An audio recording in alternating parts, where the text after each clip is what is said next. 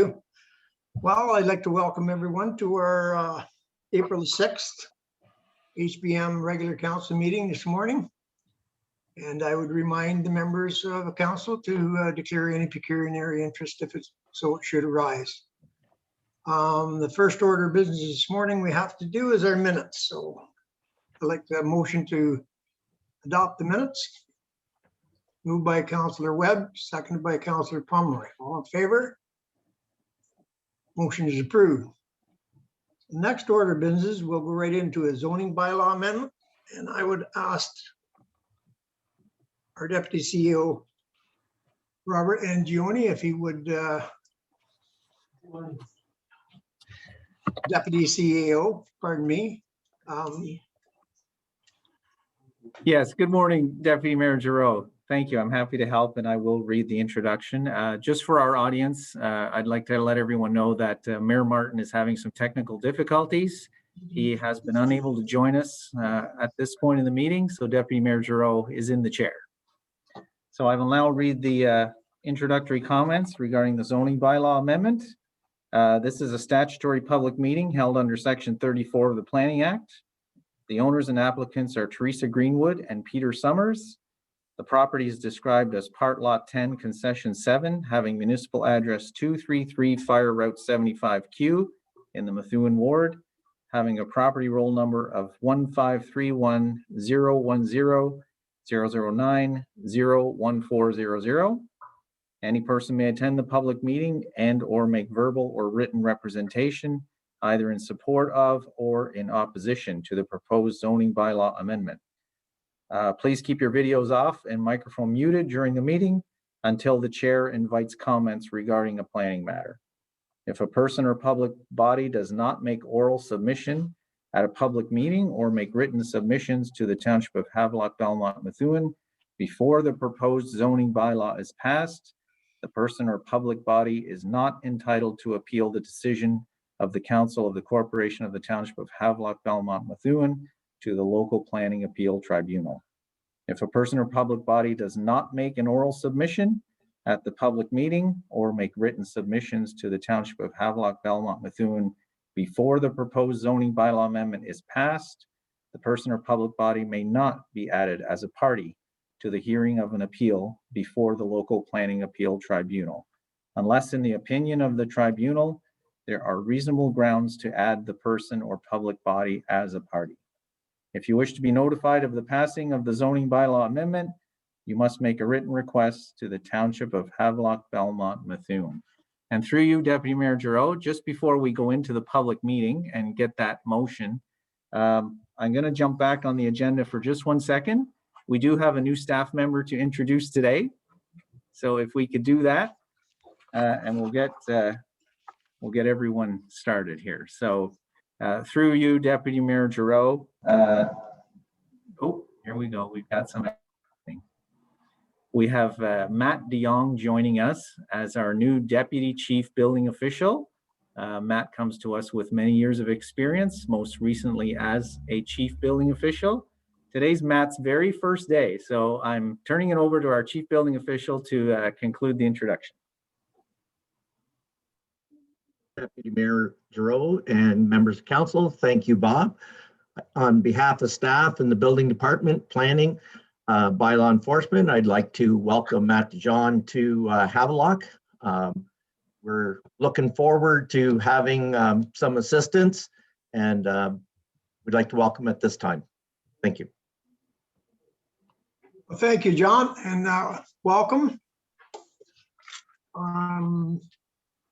Being your first day, I'm sure everything will go wonderful. I'll ask the rest of the members of council to say good morning. Yes, good morning, Matt. Welcome Morning. aboard. I'd like to thank everybody here at Havelock for having me here. And it is the first day, but the staff here have been wonderful so far at getting me started out. And I look forward to being here for a while. Well, we look forward to having you and a great relationship down the road. You're in good hands with John. Welcome. Thank you. And my apologies for skipping over that this morning. I I was looking at my agenda on the screen instead of the one in my hand. So welcome. Welcome, Matt. Good to have you on board. So now that I've muffed that up, Bob, I think we'll ask Laura to present a recommendation. Go ahead, Bob. No, through you, Mayor, Deputy Mayor Giroux. You haven't muffed it up at all. You're doing great. If we could just get a motion to move into the public meeting, please. Yes. So moved. Moved by Councillor Webb and seconded by Councillor Pomeroy that we move into a public meeting. All in favor? Motion is approved. Okay. So at this point in time, I'll call on Laura. Good morning, Council. Thank you. Thank you. So this application is for Peter Summers and Teresa Greenwood, and the purpose and effect is as follows.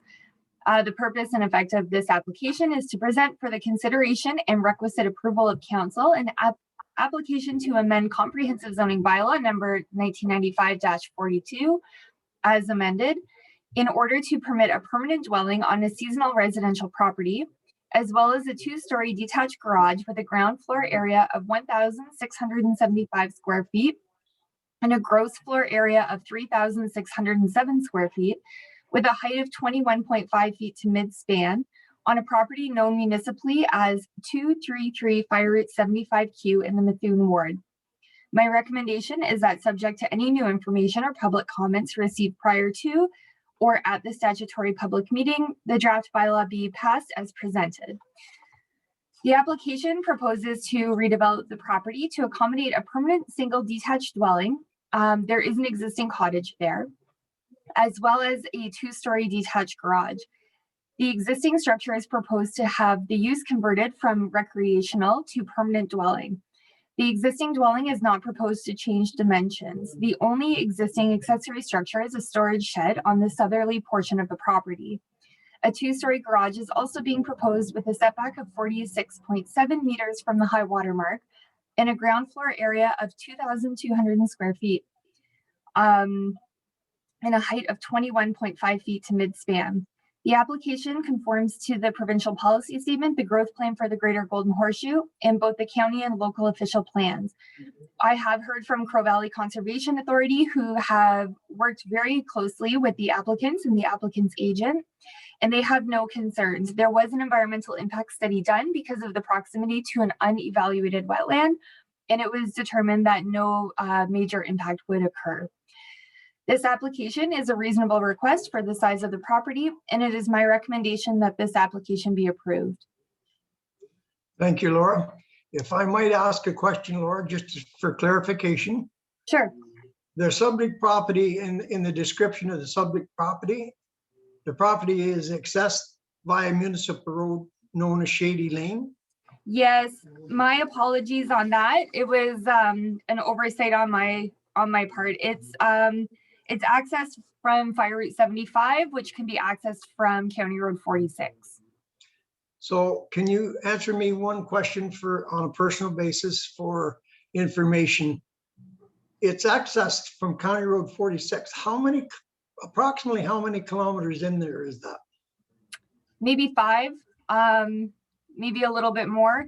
I traveled down there just as everything was starting to melt, and it was accessible. And I did speak with our fire chief, Ray Haynes, about this, and he didn't have any concerns as long as the property owners are aware that they will have to enter into an agreement with the municipality, that they understand that there will be no services there.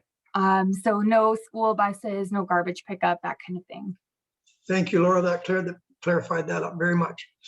So council, I'll open it up for questions, and go ahead, if anyone has any. Go ahead, Councillor Webb. Yeah, it's pretty straightforward. I was just going to make a motion that we accept the recommendation of the planner. With the clarification of the description of the property. Exactly, Deputy Mayor. Thank you. I'm going to ask our CAO, do we normally do this well now, Bob, or do we wait till after to Yes, through you, Deputy Mayor Giroux, we can do either. We've done it both ways. So if you wish to pass the bylaw now, you're certainly welcome to do that. Okay, we'll go ahead. Thank you, Councillor Webb. Go ahead, Laura. I'd just like to maybe recommend that we ask if the applicant or their agent is in attendance. Okay, sorry about that. Is the applicant with us today, or Yes, they are. so would they like to have anything to say on this matter? I'm sure they don't. I'm sure they want it approved, so. Hi there. Yes, I am in attendance, and I am Travis Windsor, the applicant. So you fully understand all the I do, yeah, legalities that go with it. I do. Thank you very much. Anyone else? So Councillor Webb has made a motion. Do we have a seconder for the motion? Seconder for the motion? They got. Councillor Ellis, are you saying something? I can't hear you. You're muted.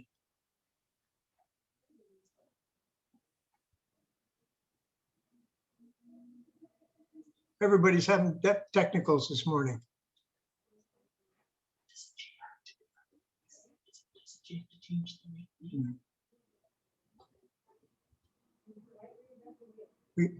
We're having a hard time technically this morning, but we'll get through here in a minute. Councillor Pomeroy? Yep. Okay, we have a Councillor Pomeroy second the motion. If we can hear, all in favor of the motion. Larry, you're still muted there too. I don't think he can hear us either. All right, the motion is approved. Thank you very much, Council. Thank you, Laura. So our next order of business, thank you very much, Council. We'll need a motion to come back into our regular council meeting. Councillor Webb, Councillor Pomeroy, all in favor? Motion is approved.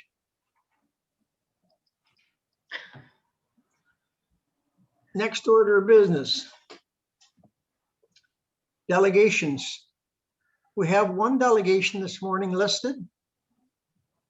David Hoyle. Is he online this morning, Bob? Go ahead. Sorry, through you, Deputy Mayor Giroux, totally up to council and the chair. If you wish to pass that zoning bylaw amendment, we can do that now. Oh, all right then. Yeah. Okay, Bob. I'll move that then.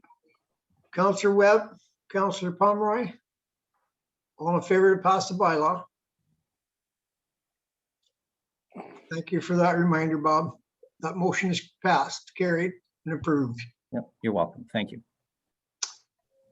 So good morning, Dipple. We have the mayor back. I'll take a motion to put the mayor back in his rightful chair. Get the heat off me. Motion to approve, Deputy Mayor. Thank you. Seconded by Councillor Webb. All in favor. Good morning, Councillor. Good morning, Mayor Martin. All right, thank you, Dave. Yeah, technical difficulties, couldn't get the computers working at home. They seem to work here, so it's something with the internet, I guess. So anyways, thanks for doing that. And we'll move into delegations here.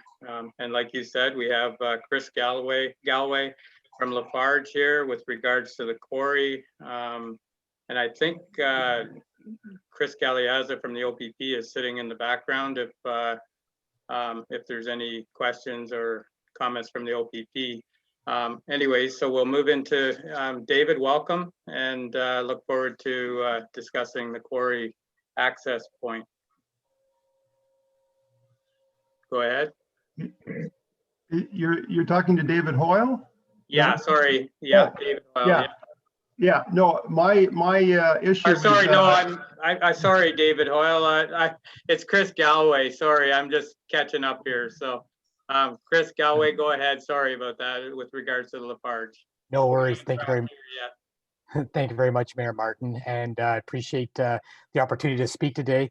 I think a few weeks ago, I had the opportunity to speak with Deputy Mayor Giroux and with Councillor Webb, just in regards to our quarry that we do have on North School Road, just to provide them with an update as to what Lafarge has been doing over the years, and we thought it would be a good opportunity to just have a chance to speak to the entire council. And the community just on our efforts that we're working through. And as we've seen over the past year with this pandemic, we've had an increase in the number of trespassing incidences at this site and as well as many of our sites. And so Lafarge over the years has been very active in trying to keep trespassers out of that site. The site is licensed under the Aggregate Resources Act. And as such, we do have to have the site fenced and all gates closed and locks at times when we're not operating that. So we do have personnel that do routine patrols of the site to try to make sure that fencing is up, that there are no trespassing signs, and that the gates are locked, and making our best efforts at doing that. Unfortunately, there are times when when we're not there, that people do access the site. And generally we see them coming through, I guess what we consider the main entrance on North School Road. There's a set of double gates that are locked there. We've set some very large stones in the background behind that, so that trying to limit the vehicle access, but people do climb the fences and access the site. We do have a couple other problem areas where people cut the fence. We're continually trying to work on fixing the fence and trying to close off all points of access. It is an ongoing challenge that we do face, on a weekly basis. I know last summer, we were probably there on a weekly basis trying to make these repairs. And it is an ongoing challenge for us as well. But we wanted to just to make everyone aware that, we are making efforts. We're working to try to keep these people out. We've reached out to our friends with the OPP. I know that I've just received some emails, so we'll try to work on that opportunity. But when we do encounter trespassers, we do want them to leave the site. We want to press trespassing charges. It is an issue for Lafarge. We don't want to have anybody with any uninvited visitors accessing our site. It just exposes us to a very large liability. So we do want to work with the municipality to see what we can do to curb any additional use of that site, and to try to limit the use that we do see there, and hopefully not have a repeat of last summer. Okay, thank you. And yeah, you're right. It's and last year, I think with COVID, I think my first camping complaint was April 9th. So I think that's what we have to look forward to shortly with this nice weather coming. You can only do what you can do to try and keep the people out. So we're just looking for other options. We're known to put a lot of signs around, no parking and things like that, but they're not working anywhere else, and I don't expect them to work there. So we're trying to come up with a solution here to try and get things under control in that area, because there is times when the road is completely blocked, almost just a narrow pathway through. But I appreciate you meeting with council a few weeks ago, and I don't see the OPP on here, but I'll open it up to council here if they have any questions for you or comments. Councillor Webb, go ahead. Yeah, thanks very much, Chris. When we met a couple weeks ago, you said you were looking into the numbers in terms of how many times you guys had contacted the OPP for calls out there. Did you get those numbers? So I personally, I made 4 phone calls when I was out there personally. We had a change of personnel. So our operations manager, he's gone into a new role. So I've been trying to trace him down to find out how many points of contact he's had with calls in as well. But we're working on that, and we'll firm up that number for you, Councillor Webb. Thank you very much, Chris. And then I guess I have another question for the OPP. Am I to understand that any person that's on that, or I guess maybe Chris as well, any person that is on that property is there illegally? Chris? seeing the OPP on this screen, Councillor Webb. So they had said that they were going to be here, but I don't see them on this computer. So unless anybody else sees them. I think he's down at the bottom, Jim. Okay. Oh, there he is. Oh, there he is. Good morning, Council, and through you, Mr. Mayor. Yes, the investigation would have to deem that in fact the case, but it sounds like that the entire parcel of land is fenced, and if I stand to be corrected on that. So it is part lot 9 and part lot 8 of concession 11. That's the Lafarge property. So if it's clearly marked, I haven't been to the property myself. I do have a standing offer to meet Mr. Galloway there and collaborate a response, but yes, it would seem that it would be the premise that people who have no business there for the quarry would be trespassing. Thank you very much. Do we know how many tickets were given out there last summer? I know it's probably an answer you don't have, but it's just I've been talking to members of the community, a few of which were actually out at the quarry, and they've been told when they're caught out there, they've been given warnings. And my thing is, this has gone on long enough in terms of enforcement. We should be starting to hand out tickets here. If we just keep warning these people, I think that's why they're coming back. And the way I look at it is, if the OPP or whoever was out there and we caught these people, they're obviously, you said they're there illegally, so I can't see why we're not ticketing them. To me, that would be a prevention strategy rather than just saying, please don't come back or you're not supposed to be on the property. To me, that just furthers the problem. And through you, Mr. Mayor, I don't have the exact number of charges that were laid. We did transfer to an e-ticketing system last year. So capturing those stats and providing them to the Police Services Board and or Council will be easier this year. I know there is a mix of warnings and charges. I can just tell by the officer's general report that charges have been laid. We also have to take into consideration the age of the persons on the property. So if they're younger persons, 13, 14 years of age, the process to lay a charge against those individuals are a little more difficult than persons of my age or older teens or early 20s. Thank you, Chris. Okay, is there any other questions from council? Go ahead, Deputy Mayor Giroux. You're muted. Thank you, Mayor Martin. Chris, we had a very good meeting that day. We strategized how both teams here could come up with some solutions, and you were going to take some ideas back to your company and talk about different things we discussed. Have you had an opportunity to do that? We talked about a fence, a higher gate, and so on. Just wondered if you'd got a chance to follow up on any of those suggestions.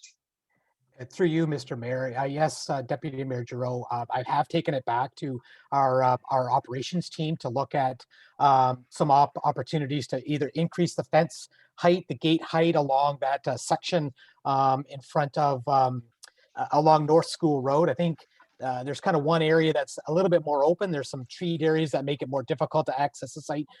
So we're just we're looking at the cost of doing that. Of course, it is fairly expensive to do so. So we're just seeing if there's kind of a cost effective way of increasing the fencing or the just to limit the access into the site at that point in time. So we are looking at that and working through that process now.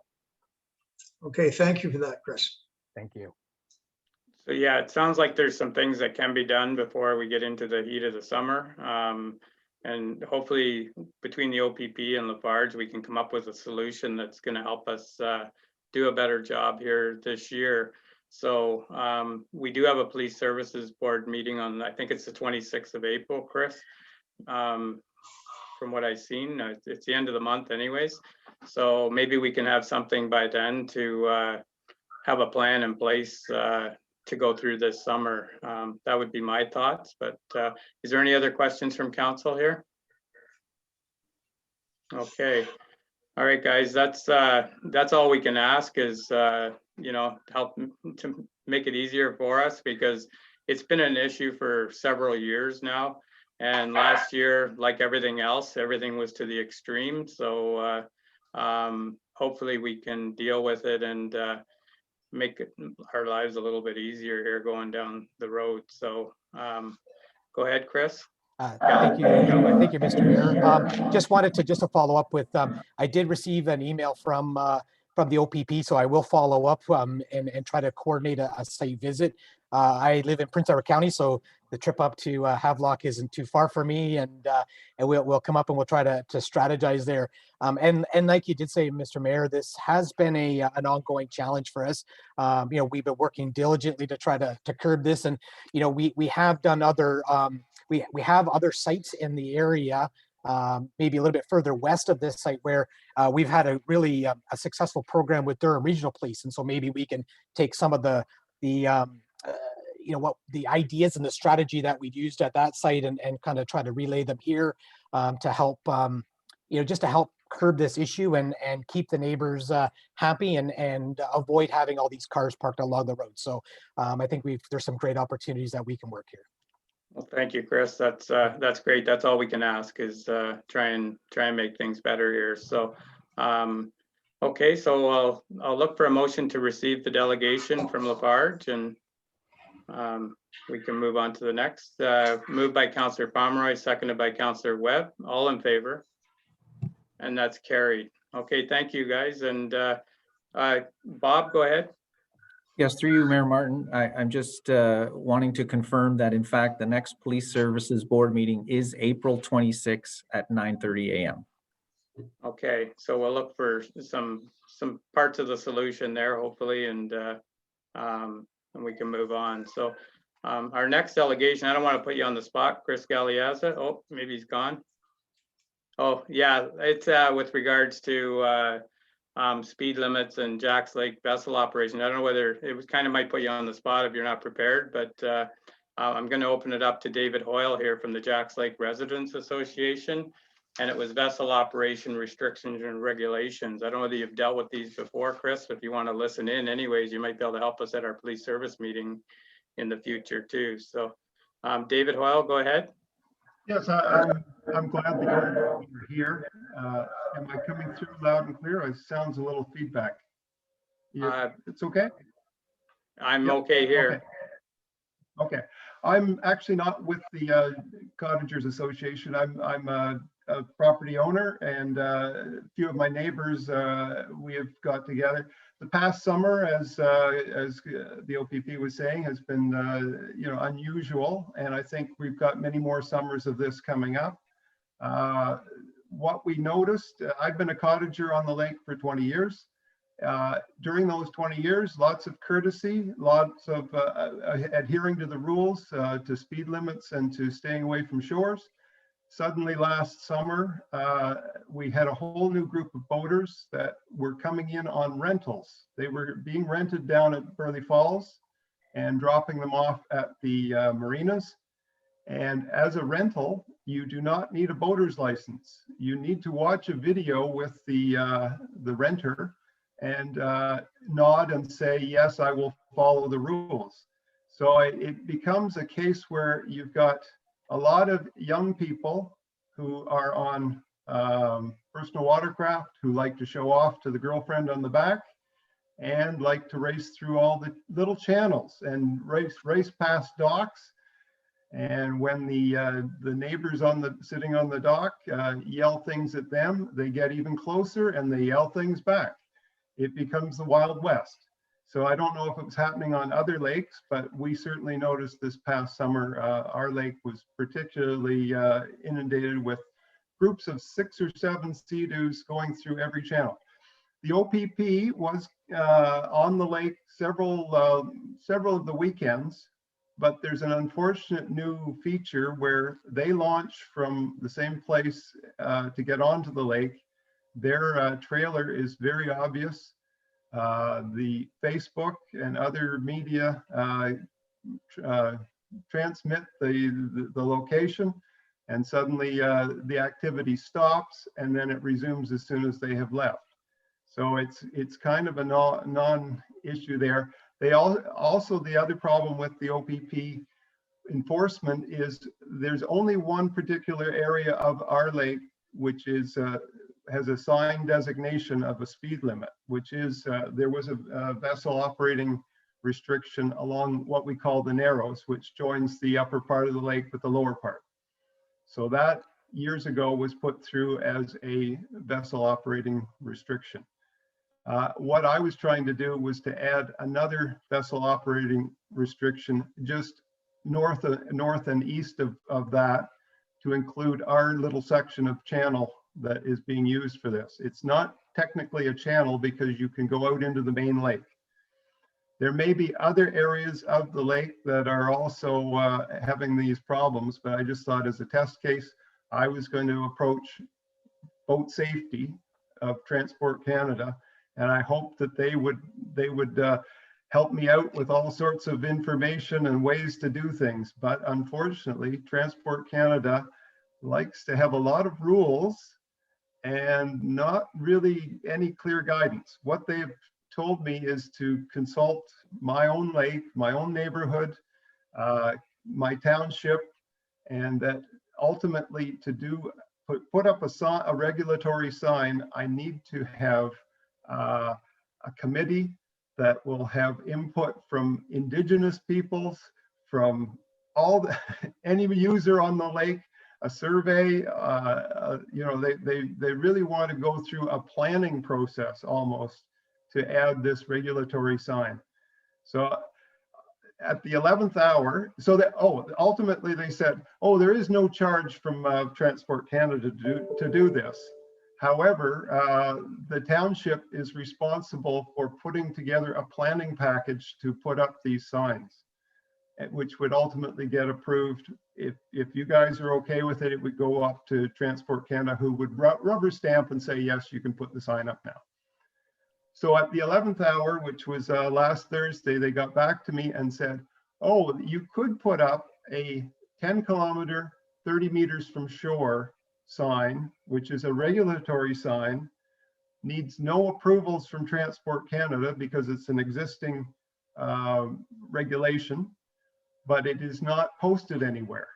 But you could post it at the boat launches, or you could post it on your own property. So I think we're kind of stepping back to say, well, that's sort of the easiest solution. I buy the signs, my neighbors buy the signs, we put them up on our particular section, indicated, and the OPP is allowed to enforce that because it is a regulatory sign. So I don't know if the OPP is still listening in, but we could, that to me would be a solution that would be the lowest cost to all of us. If the township, and unfortunately the boat launches are split between two townships, if they wanted to put up signs, you would be responsible for putting the signs up and maintaining them. And that Transport Canada has nothing to do with supplying signs or installing. They just only put out the regulation. So that's my case. I don't know if there's any discussion we want to have with people, but I don't know if the OPP has noticed this on other lakes. The marine unit appears on Jack Lake maybe only some long weekends of the year, and only for an afternoon, or during the week we've had OPP show up as well, which is not very effective because there's not many people on the lake. But that's and often it's the cottage owners get caught for very strange little rules, like not having the boat registration on board the boat, things like that, which to me, I wondered about the motivation. Well, Mr. Wild, it's pretty obvious like anytime you're dealing with Transport Canada, like they've got their rules in place. And I think that's what they're trying to say with this regulatory sign. The rule is already there. So enforcement's going to be the other side of it. But unfortunately, it's really complicated. And I know Deputy Mayor Giroux, he used to do the training of watercraft licenses and is, you know, right up on all of these things. But maybe he can add some things to what you're saying there. But as far as I know, the sign is only worth the metal it's printed on. We have to enforce it. And like I say, I think the things are out there right now for, you know, wakes and distance from shorelines and things like that. But I'll turn it over to Dave, Deputy Mayor Giroux, and then Councillor Ellis after him. Oh, thank you, Mayor Martin. I don't know how much more I can add. The 1030 signage, which you can put on your property, is the easiest way to go. We can go through a multitude of different directions to achieve really the same outcome. They're either going to abide by the rules or they're not. We can help them by putting the signs up, and those that have any respect will follow the rules. Unfortunately, those that don't won't.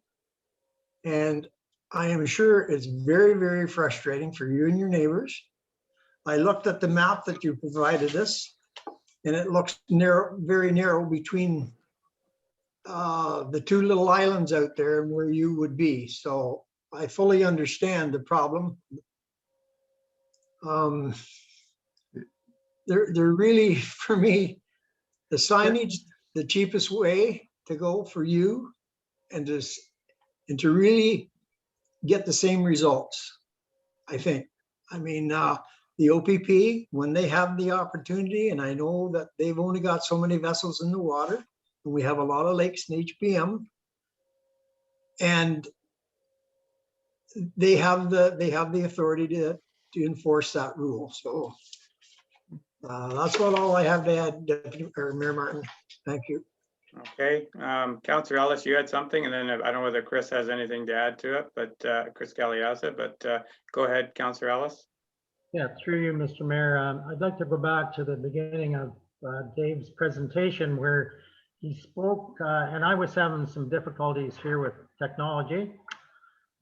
Anyway, I didn't catch all of it, but I wanted Dave to comment again, if he would, where he spoke about the people renting and they see a short video, I believe that's how you said it, and away they go on the boat. And if you could comment on that again, and then I would ask Chris from the OPP to comment as well on that same statement you made, if you would, please. My understanding is that the people renting watercraft do so as owners of that watercraft. And a lobby of these groups, I guess, when the rules came in on boat licensing, appealed and said, there's no way we can go and license all these people to rent something. So what came up was the person operating the boat will give his driver's license and other documentation and probably a credit card, but that's all he needs to do. And as far as boat safety, the only obligation, I think, is that a short video is shown with the boating rules. I have seen countless times, because I am a sailboat operator, that the rented boats have no understanding of right of way, no understanding of how close to shore they can go, no understanding of speed limits, and even things that are posted in the narrow part of the lake, in the channel that runs between the north and south. We've been seeing 6 or 7 of them running through if they know the OPP aren't on the lake. They have total disregard for the lake or the speed or the safety, and also towing things behind. You'll see, and boat safety acknowledges this. This is Transport Canada, but seem to want to really do nothing about it. There didn't seem to be any new programs being talked about to get after the boat rental people. There's also cottages being rented, and I'm sure those people are getting their boat licenses if you're renting a cottage for a couple of weeks. But there's kind of a whole other level of misunderstanding of rules. The 1030 rule, many people have said to me that does not apply because it's a channel. And if you read the Transport Canada's very vague wording, they're saying 1030 only doesn't apply to channels because you could have an ocean-going ship going up a channel who can't go less than 10 kilometers an hour. It's the rules are bizarre. Yeah. I would be interested to hear what Chris has to say about them. The boat rental without a pleasure craft license. So if you're up on that, Chris, if you could add to that at all, that would be great. If not, you can bring it to the police services meeting at the end of the month, or whatever works for you.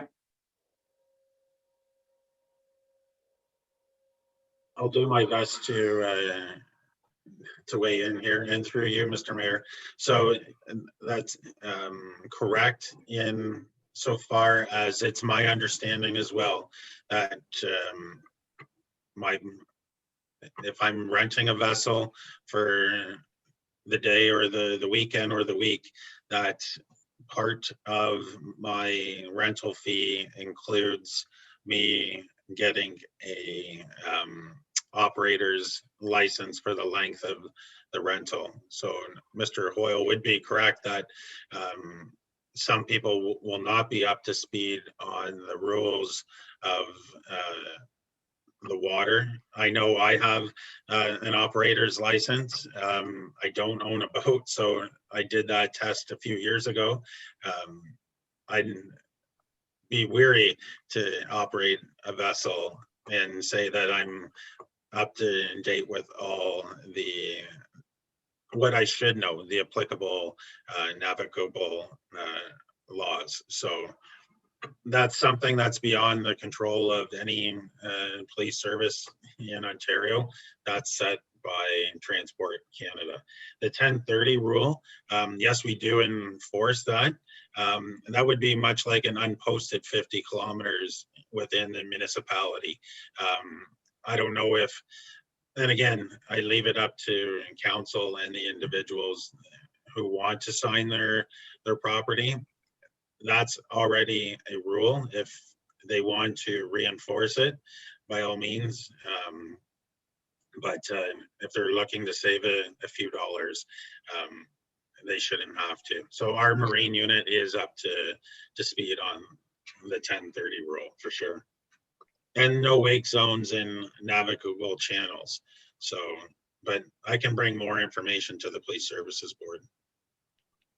Thank you, Chris. And that's something I think when we get into the AGMs for the lake associations, maybe it's like an information thing that, you know, I can bring forward more on the wake and the 30 meters or 30. We can get some wording to advertise that, and that's all your sign would be doing is reaffirming that there's already a rule in place. Make sure you do it. And so anyway, that's about all we can do with it. Deputy Mayor Giroux, go ahead. Just one, excuse me. Thank you, Mayor Martin. One final thing for me is when you go to rent a vessel, it's referred to as a bareboat charter, and they just give you the walk around and away you go. Safety equipment. Tell you about your safety equipment, so on. So that's basically it. No course involved. And I think, like Mr. Hoyle commented on the advertising of the police vehicles when they're on the lake and people can see that. It's kind of funny, everybody that's complaining about this, not everybody, but a lot of people, the first thing they do is go on Facebook and say, police are on the lake, watch out. So it's another vicious circle that we're going in, is they want the enforcement, but then they're telling everyone that the police is there. So if they didn't see the police car on the shore, they're seeing it on their phone while they're out on their boat, and they're going to be on the lookout. So it takes away a bit of the surprise that the OPP are trying to do with these various times that they show up. So I think going forward, it's up to council here. We can investigate. We have done speed limit signs before, but I think a lot of this stuff is an advertising thing that maybe we could put on. We could find something even for our social media to try and get it out there about the wake. And I'm sure there's things that are already made for us to use, and we can try and help you that way, Mr. Hoyle. And there is things here, like you said. I think an email came in late here just before we started from your email last week, so we can check into that more. But for now, I don't, what's council's thoughts here? Okay, Dave, go ahead. Yeah, my feeling is there is a general problem out there. What I'm trying to do is just fix the problem in my backyard. Sure. And I guess what I'm looking to the council for is Transport Canada said, even that sign, which is 1030, I can't put it up without the council accepting it. So that it's one of these things where they want to be made aware of all these things through documentation, but they need you guys, in case there is some problem with what I put up, that you know about it. I'm responsible for it. So that's sort of the approach I'm taking, is at this point for this summer, the quickest thing is for me to get my own signs made, which will be made at a sign manufacturer, and put them up just in our channel. But there may be several others on the lake who want that, and other lakes too. I would imagine Cashabog has the same problems with lots of little channels. It's something we all face, and my hope is with a sign posted, it's easier for the OPP to enforce. If I know the tendency is to enforce anything that's readily posted. It's like a 50-kilometer zone in a town. They tend to enforce in those areas if there's good sight lines.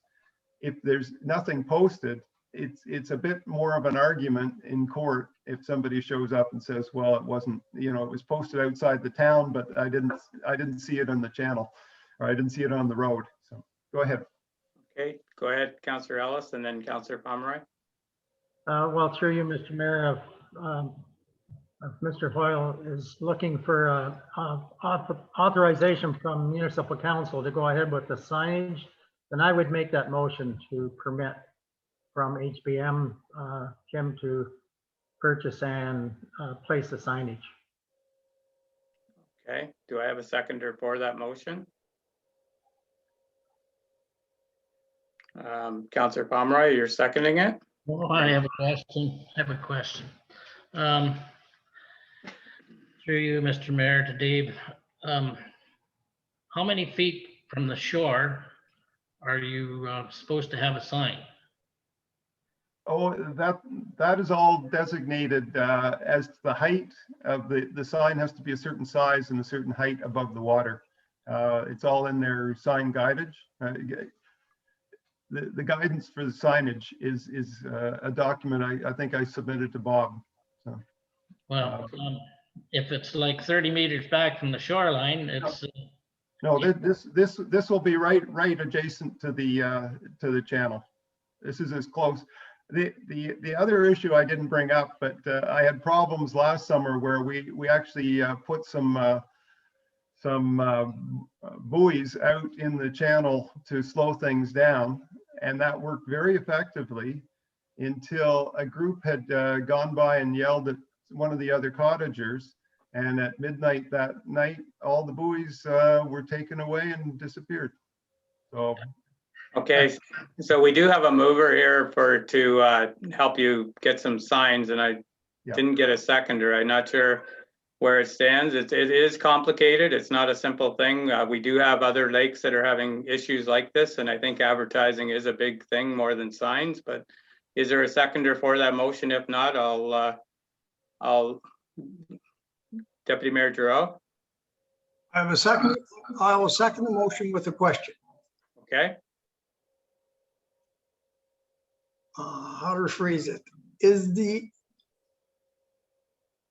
Mr. Hoyle has to have permission from the municipality In what regards does the municipality take on the responsibility of the liability? My understanding is none at all. Well, The cost, the installation and the replacement of that sign is the obligation of the property owner.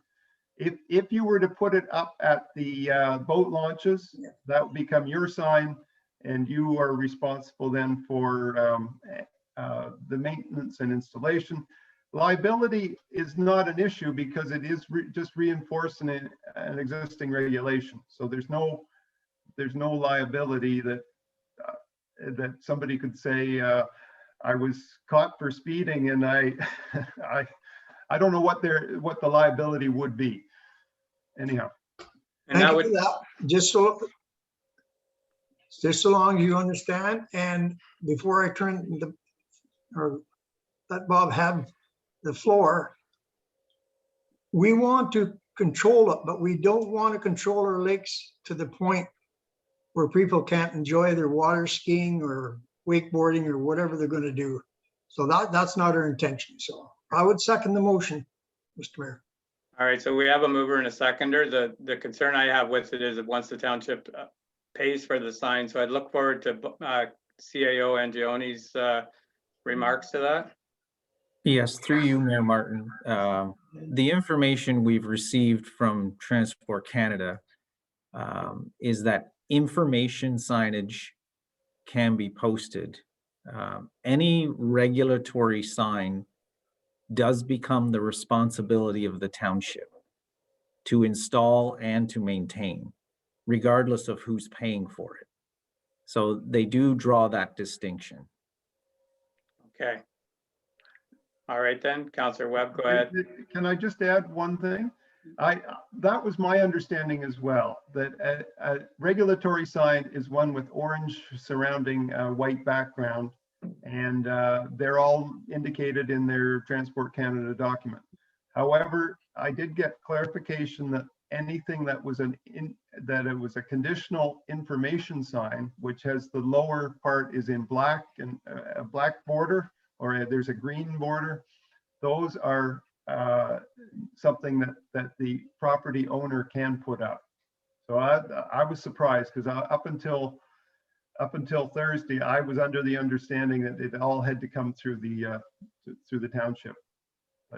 So that might be something for the motion to make sure it says information signage, not regulatory signage, but Councillor Webb, go ahead. Yeah, I suggest council that we step back and take a look at this. I understand what we're trying to accomplish here. Everybody wants safe boating and their lakes to be, safe. But like we've had a few questions here just in the last couple of minutes in terms of who's paying for it, who's going to be liable. I'd like to see a bit more background in terms of this instead of just like, I'm not completely sold in terms of the fact that in the end, we might not have to pay for these. And then the other thing to me is, are we going to be seeing this every week from a different lake? Like, I mean, this could open up a real can of worms here. So I'd like to at least step back and have a look at this in terms of, maybe a policy or something like that, because like I can see if we go through it ahead with this, I can't see why someone's not going to be here next meeting from a different lake. And we're just going to have signs posted all over these lakes. So. Okay. All right. Thank you. Okay, Councillor Ellis, and then we'll call the vote. I think we've addressed and been given all the information we need here. The regulatory sign, I agree, I should add that to my motion. I'm willing to do that. And then proceeding from here, and I would direct this through you, Mr. Mayor, to CAO Bob Angione, that we could have a discussion about a policy, as Councillor Webb has indicated, and it's probably the smart way to go. So if we have a policy in place for the future, then yes, and I can see, because I live in a lake and I can see other people coming forward for possibly the same thing. But I think we've addressed there's no cost. The gentleman's going to be responsible for the sign. a regulatory sign. So I think we've addressed all those types of concerns. But in the future, possibly the policy being developed to address future requests. Okay, so it's not, Bob, can you recap what you said there about regulatory versus advertising? Yes, through you, Mayor Martin. The placement of information signage is allowed. The placement of regulatory signage is a different matter. Regardless of who pays for that signage, the municipality is responsible for the installation and maintenance of regulatory signage. Thank you, Bob. Thank you. I used the wrong terminology there.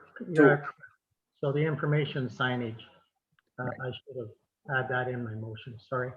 So, and one other part of your motion, Councillor Ellis, I thought it said that we would pay for the installation. No. So it's just that we don't have a problem with Mr. Hoyle putting our information sign on his property. That's a pretty simple motion, but I do agree with Councillor Webb. We got to get a policy around this because I think it's going to snowball. So anyway. No, I did not indicate that we were purchasing the signs, and that's not the request from Mr. Hoyle. Sure. Okay. All right. So we have a mover and the seconder, Deputy Mayor Giroux. I'm going to call the question. All in favor of the motion? And that's carried. Okay. Okay. Barry, Thank you. Thank you all. Yeah. Okay. Barry, you go ahead. Once you can unmute. Yeah, I would like to have that motion read back because it's clear as mud to me. Okay. What we got? Bob? It was basically by the end of it, it was, go ahead, Bob. No pressure, Councillor Pomeroy. Thanks. Through you, Mayor Martin, the resolution is that the ratepayers of Jack Lake be given permission to purchase and install information signage at their expense to improve safety on the lake. Thank you. I thought this was just to Mr. Hoyle. Just to Mr. Hoyle. Yeah. Okay. I mean, if you want to extend it out to the ratepayers, that's fine. All right, we'll specify Mr. Hoyle. Okay. Fair enough. And I think to Councillor Webb's concerns there, it might be worth putting a motion out that we ask staff to set up a policy around information signage on the lakes here, because I think this could start something, so we better be prepared. So it's up to council here, but I think we should have a motion come forward to ask staff to better prepare us for what's ahead. Deputy Mayor Giroux? Yes, I agree with that because there's a lot of stuff just even on the information regulations. I mean, you can water ski along a shoreline less than 30 meters from shore, providing that you're doing it perpendicularly and so on. So it's just not a matter of a couple of signs here. There's a lot behind this. So yeah. So okay. So is there somebody want to make a motion that we seek a policy with regards to signage and wakes on lakes? I'll make that motion. Moved by Councillor Ellis. Is there a seconder for that? Councillor Webb, questions or comments? All in favor? And that's carried. Okay, thank you. Thank you, Mr. Hoyle. Thank you. Thank you. Have a nice summer. Okay, thanks. Okay. So anyways, so that's the end of delegations. I don't know if there was any others on here, Bianca, that wish to make a delegation. No. Okay, all right then. So we'll move into staff reports for information, and we have a few here. So I'll go through them here, and if there's anything you want to speak to, speak up. If not, we'll just receive them as a whole. So the first one was Ray Haynes with the incident summary for February 2021. The next was Peter Lawson, Manager of Public Works for Havelock Drinking Water System Compliance Inspection Report. The next was Wendelin, General Financial Department Update. The next was the council remuneration. Go ahead, Councillor Webb. Yeah, I'm sorry, I got my package late, so I probably should have been to see Wendelin, but I still have an issue there with one or two of the items in the columns under my name, so. Yeah, and I had that one too. Unfortunately, we were closed yesterday, but the, yeah, I think this report here in the future would be nice to have more detail. When it comes, I was questioning some of the things there too. So, but I know we're going to be dealing with mileage and we're going to get quarterly reports with regards to that. So we'll be keeping up on that throughout the year. But the detail around the headings on this, like costs, what do the costs mean, travel, I know most of them are conferences, and unfortunately well, maybe fortunately, we haven't been to any conferences since March of last year, but I think these are all left from last year and they probably look a lot different this year. But Wendelin, is there anything there you can help Councillor Webb with? Yes, so all the costs are from the OGRA conference from last year. Councillor Webb was registered to go, and then it was canceled, so they did charge us one night's accommodation, and there was a little bit of a residual there for the registration costs. Okay. Councillor Ellis, go ahead. Yeah, through you, Mr. Mayor. And also, I'm questioning, and I think I've already done this, but if you look at accommodation under my name, it's different than the other two counselors for accommodation. Yes, you were booked into a different hotel, which was at a different rate than the others. No, I didn't. I stayed in the same hotels as everybody else.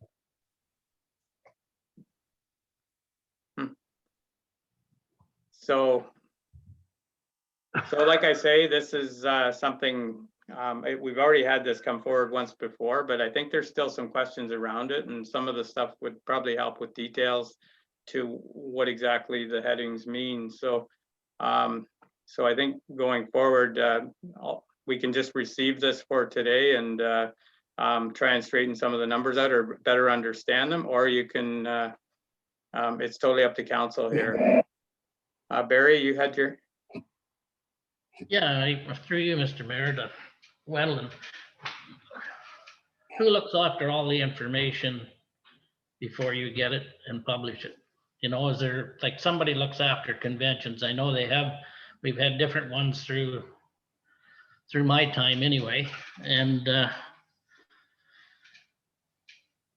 we do find some mistakes. I think it should go back to whoever is giving you this material and make a point of, you know, like some of them should have shot up a red flag right immediately because it was way out of whack. But anyway, I think if you're gonna publish this, I think we should have some more accuracy in it. So just to answer that, that's one of the things I'll be looking at, because it is difficult at the end of the year to work with others' information. So that will probably be coming back to me specifically, but that will be discussions with staff. Okay. Councillor Webb, go ahead, and then Councillor Ellis. Yeah, one thing, I thought about this last year too, so moving forward, in terms of remuneration, I was wondering if we could have like the conference money broken out away from everything else, because we don't really get paid for like we get reimbursed for those conferences, but it is the township that pays.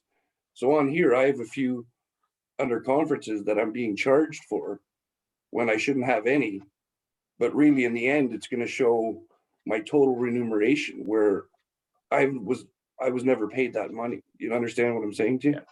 Yeah. And if that was broken out, then you could be seen differently. But now it looks like I'm You know, I'm pocketing an extra whatever, $500 or $600 from conferences that I never went to. Because people will know that given COVID. So, and I think that should be broken out so that people can see that. Yeah, I've seen different models, and that is something Wendell could work on over this year, because I think it should be, yeah, it looks like we're getting paid this money. These are things that we booked hotels and things like that. And the per diem for meals there is a straightforward, I don't know whether it's $70 a day or something like that for meals. But anyways, it would be better if that part of it was broke out so we can see what our per diem is compared to expenses. So anyways, that's a good idea, Councillor Webb. And Councillor Ellis, you had something? Just give Wendell a heads up. I'll come in and see her regarding the accommodation charges to me, because it's over $100. And I didn't stay at any different motel. So I'm going to be looking for an answer why it's $100 more. It's over $100 more. Okay. Yeah, we can discuss that. Thank you. Okay, so the motion would be to receive the report for information, and Councillor Pomeroy. I'll make the motion, we receive this report. Okay, moved by Councillor Pomeroy. Do I have a seconder? Councillor Webb, all in favor? And that's carried. Okay, thank you, Wendell. And next we had Bob with his with the closed session meeting summary. So if I could get a motion to receive the balance of the reports for information. Moved by Deputy Mayor Giroux, seconded by Councillor Ellis. All in favor? And that's carried. Okay, we're moving into staff reports for follow-up action. And the first report here is the hiring of the full-time deputy fire chief, who's been with us since July of 2019. Welcome, Ray. Morning. Did you want to go through your report here, or? Well, through you, Mayor Martin, the purpose of this report is to seek council's approval to fill the position of the full-time deputy chief, and the recommendation that the council approve Brad Falls to be appointed as the full-time. Okay. All right then. Thank you, Ray. What's Councillor Pomeroy? Yeah, I have one question, and it was omitted in any conversations that we had before. But when we hired this man, the in the salary grid, it was never ever mentioned to us before what it would be. And I think it's only fair the council know. It isn't, to me, management is making a decision here without council's know-how or know. And, you know, council is elected. We're by the electorate out there, and we have to answer these questions. And we got a few people that have hit the high list this year. And for to say that the salary grid is from 900 to 999, I don't know what that is to begin with. I don't know whether the rest of council knows. If you do, you could maybe inform me. I have no idea. So I think, you know, if somebody's omitted explaining to council what this person should start at. So we have a pay grid for all of staff and council, and it's going to be reviewed here at the end of the month. I think we're doing a salary review, but as of now, there's a grid level that all of staff gets put into. And what happens if council's not satisfied on what grid, where you go in on the grid? So it's dealt with on the whole. We're not involved, and we should be. You will be when the management decision. And it will be when we do this salary review at the end of the month. We do it every year or every term. We do a salary review, and we're a part of it then. But once it's in place, that's what staff works with. Bob, you can jump in here if you want, but that's the way I always understood it. Yes, through you, Mayor Martin. The specific answer to the question, I'm just working from memory here. The salary range for deputy fire chiefs is low 60s. I believe it's approximately 63 to 73,000 per year. And I'm just texting our finance department to confirm that. So we are a part of it, Barry, and Yeah. we will have our time here coming forward. So that's all we can do during the term is we work with what we have. And the agreement was that we would review it once every term, and that's coming right now at our next meeting, I think, if I'm not mistaken, Bob. We're issuing the consultants starting then. Through you, Mayor Martin, there was an advertisement for consulting firms to provide a compensation review. That competition has closed and those submissions are now being reviewed. It is our hope to have that report at the next council meeting. Okay. Go ahead, Barry. Yeah, through you, Mr. Mayor, to Bob. This is a new position. And I think council should have been privy to what's going on, you know, and what the pay scale would be. A deputy fire chief would not have been on the list yet. So how can you start them off? We did it last. Go ahead. I think we did it last year at the budget when this came forward. When we passed it last year in the budget to hire a deputy fire chief, there was numbers in there. No, I don't think it was. All right. Bob? Just a statement. I realize where we're going, but I also, you know, it comes a point where the tail's wagging the dog here. And I don't like it, you know. If staff get together and make a recommendation, it should be presented to council before it comes, and you have the bylaw already printed up, and we just rubber stamp it and carry on. My point. Okay, Bob, do you have anything to add to that? Yes, through you, Mayor Martin. The salary range was determined by the finance department doing a salary survey of area municipalities. So there was a range developed. That's how we came to that number. This matter was, as council knows, discussed in closed session. So we are bringing this forward now in open session as per council's recommendation. Okay. All right, so there is a recommendation here. What's council's thoughts? Go ahead, Deputy Mayor Giroux. Make a motion to approve the recommendation. Okay, moved by Deputy Mayor Giroux. Do I have a seconder? Seconded by Councillor Webb. All in favor of the motion? And that's carried. Councillor Ellis? Good question, Mr. Mayor. I'm just scanning back over the recommendation that does indicate that it's 6-month probation. Yeah. Just wanted to clarify. Thank you.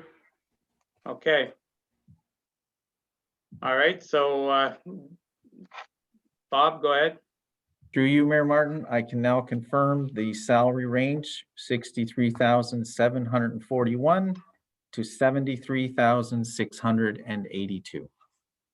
Thank you. Thank you, Bob. All right, next we have, thank you, Ray.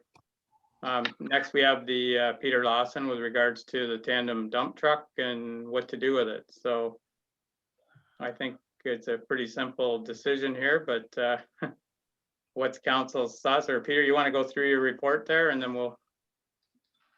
Yes, through you, Mayor Martin, to council as a report, just seeking direction on the 1041 international tandem to have, as we have received our new tandem and replace of it, and we have the bugs worked out now, and yes. Okay, so so it is time to move this truck, I think, and I think that's what Peter needs to know which way we want to go. Sometimes we have talked about whether to keep one for a spare, but I don't think we're there. So this one here would look like it would be a motion to list this truck for sale and move it on. So Deputy Mayor Giroux, go ahead. Thank you, Mayor Martin. After reading Peter's report, the money that has been involved in this since 2019, I'm making a motion that we send this truck on to Gov Deals. All right, moved by Deputy Mayor Giroux, seconded by Councillor Webb. Questions, comments? Go ahead, Barry. Yeah, through you, Mr. Mayor, to Peter. Now, we're gonna clean this truck up, I hope. Or has it been done yet? You know, to put it for sale, like presentation on a sale is half the battle here. It has been on anything I ever sold anyway. Yes, through you, Mayor Martin, to answer Councillor Pomeroy's, yes, we will have the truck cleaned up and washed, and all our radios and stickers removed off the vehicle before it gets listed on the Gov Deals, if that's what council wishes. Okay, then you're going to do this fairly soon? Yes, if council approves it, yes. I've already spoke to the Gov Deals, and they're just waiting for the pictures and us to give them the go ahead. 10-4. All right, so we have a mover and a seconder to sell the vehicle. Wendland, go ahead. Can I just ask for, excuse me, a friendly amendment that the money be replaced back to the reserve for any sales? Okay, is that okay? Peter, that's what. Yeah. Yes, through you, Mayor Martin. Wendell and I did talk about that briefly. Sorry, I should have brought that up when I was discussing the report. Okay. Okay, so that's in the motion. That's okay with the mover and the seconder? Fine with me. Okay. All right then. So so we have the motion to move to sell the vehicle with Gov Deals. All in favor? And that's carried. So get scrubbing, Peter, and we'll get her gone. Thank you very much. So, thank you. Next, we have Wendland with regards to the water and sewer charges to be added to tax roll with a couple of places. Yep. So council has the report. Is there any questions on the report? No. Councillor Webb? Oh, just a motion to approve. Motion to approve by Councillor Webb, seconded by Deputy Mayor Giroux. Questions, comments? All in favor? And that's carried. Thank you. Thank you. Okay, Laura, we have you with the rebranding strategy. This is something that came out of economic development, and the only comment I had around this is, and there was discussion at economic development, and Hart can speak to it, how far do we go with this? Because a rebranding can be thousands of dollars and tens of thousands of dollars. Anybody that's done it, you could spend up, I guess the sky's the limit. It depends how far you want to go. So some of the questions around there were, we had talked about upgrading some of our signs. For this year, we were looking at just sprucing them up a little bit and getting by. At the committee level, there was discussion of making them all the same. So like we have the pictures on our trucks and out front here, so it would be something like that, maybe that they all look like that. The other thing would be just to receive this and have a plan for a rebranding, which I would say is kind of late in this term to do something like that. We could start it, but it's going to take a long time to get something like this done to do it right. Some of these rebranding things come into names, whether you change the name of the town, you can get right into a lot of things here. So I'll leave it up to council. What started to be just replacing some of our signs, I think there's more to it than just, we could get away with it right now just to spruce them up a little bit and really get a plan in place for this. But what's council's thoughts? Hart, do you have anything to add from the economic development? And yeah, it was just kind of like you said, Jim, trying to get some uniformity, maybe I guess would be the word, in terms of our signage. The different places you enter HBM, it seems like every sign is different or has a different style or a different logo on it. So I understand your concern in terms of, this is really spreading out and getting out of control. But I think if we focus it right now in terms of signage, and as you referred to, maybe the logo, we had an idea was thrown out there in terms of, we have 2 or 3 different logos. We have the logo with the train tracks and the trees. We have another logo with the actual train. Trying to come to an agreement on one logo. One of the ideas that was thrown out there by a committee member was to have a local contest. We have a lot of very talented artists in the area. So if we put it out to local people in terms of maybe designing a logo for the town and see what they could come up with. So we've had different ideas, but in terms of the focus right now, we'd be looking at, say, the entry signage and kind of, as you alluded to, maybe the town signs in terms of what logos and what's printed on them, and not going much further than that.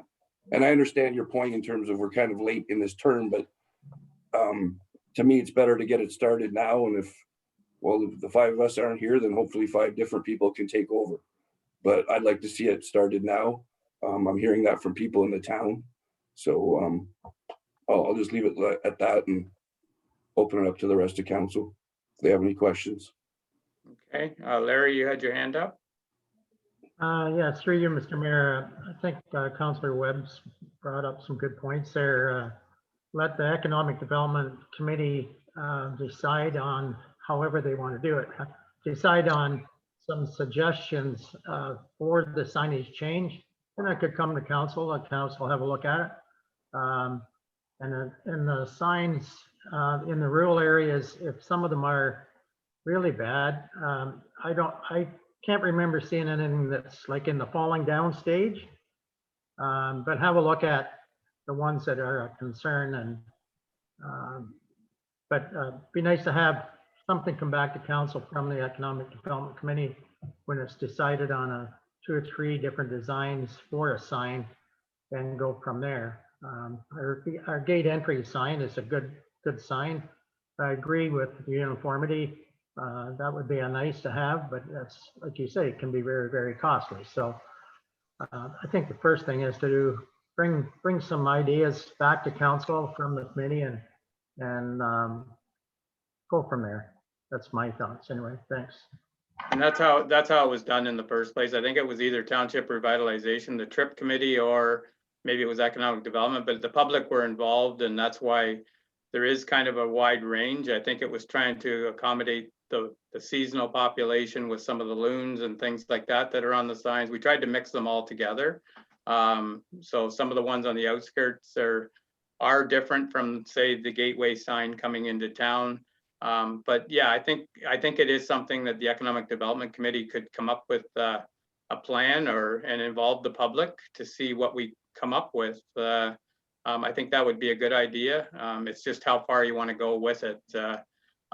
For right now, if we're just looking at signage, that's not really rebranding. That's uniformity, I think, is and that can be a reasonable thing to do. When you get into rebranding, I think it's that name that scares me, because I've seen what it's cost around us. I know Norwood did one last year or the year before. Selwyn did theirs and changed their name. I think it's thousands of dollars. So this thing here about getting some uniformity around the signs and coming up with a new plan, I think the Economic Development Committee should be able to bring something forward to council, and then council will have the final say. So does that work, Hart? Yeah. Okay, so Laura, so what would you require out of this discussion here today, just to authorize the Economic Development Committee to work on a uniform sign for the municipality? Yep, so that would be a really good start. Also, perhaps it may make sense for me to look into the cost to do this type of thing before we move forward and start inviting local artists and that type of thing, just so that we kind of have our ducks lined up in a row before we start inviting public consultation on it. Okay, yeah, that makes sense. So, okay, so if we could, I guess, give the word to the Economic Development Committee to, the council supports looking at a new signage, some new signage ideas, and staff check into putting together some sort of a plan. Make that motion, Mr. Mayor. Thank you. Okay, moved by Councillor Ellis, seconded by Councillor Webb. Questions, comments? Oh, go ahead, Hart.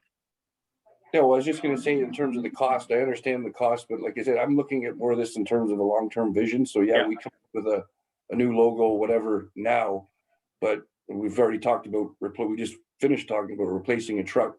My thing would be, yeah, we don't send our whole fleet out to get it repainted with the new logos, but as we bring them in year by year, we add the new logo to them. So hopefully that would, limit the cost of doing this. So.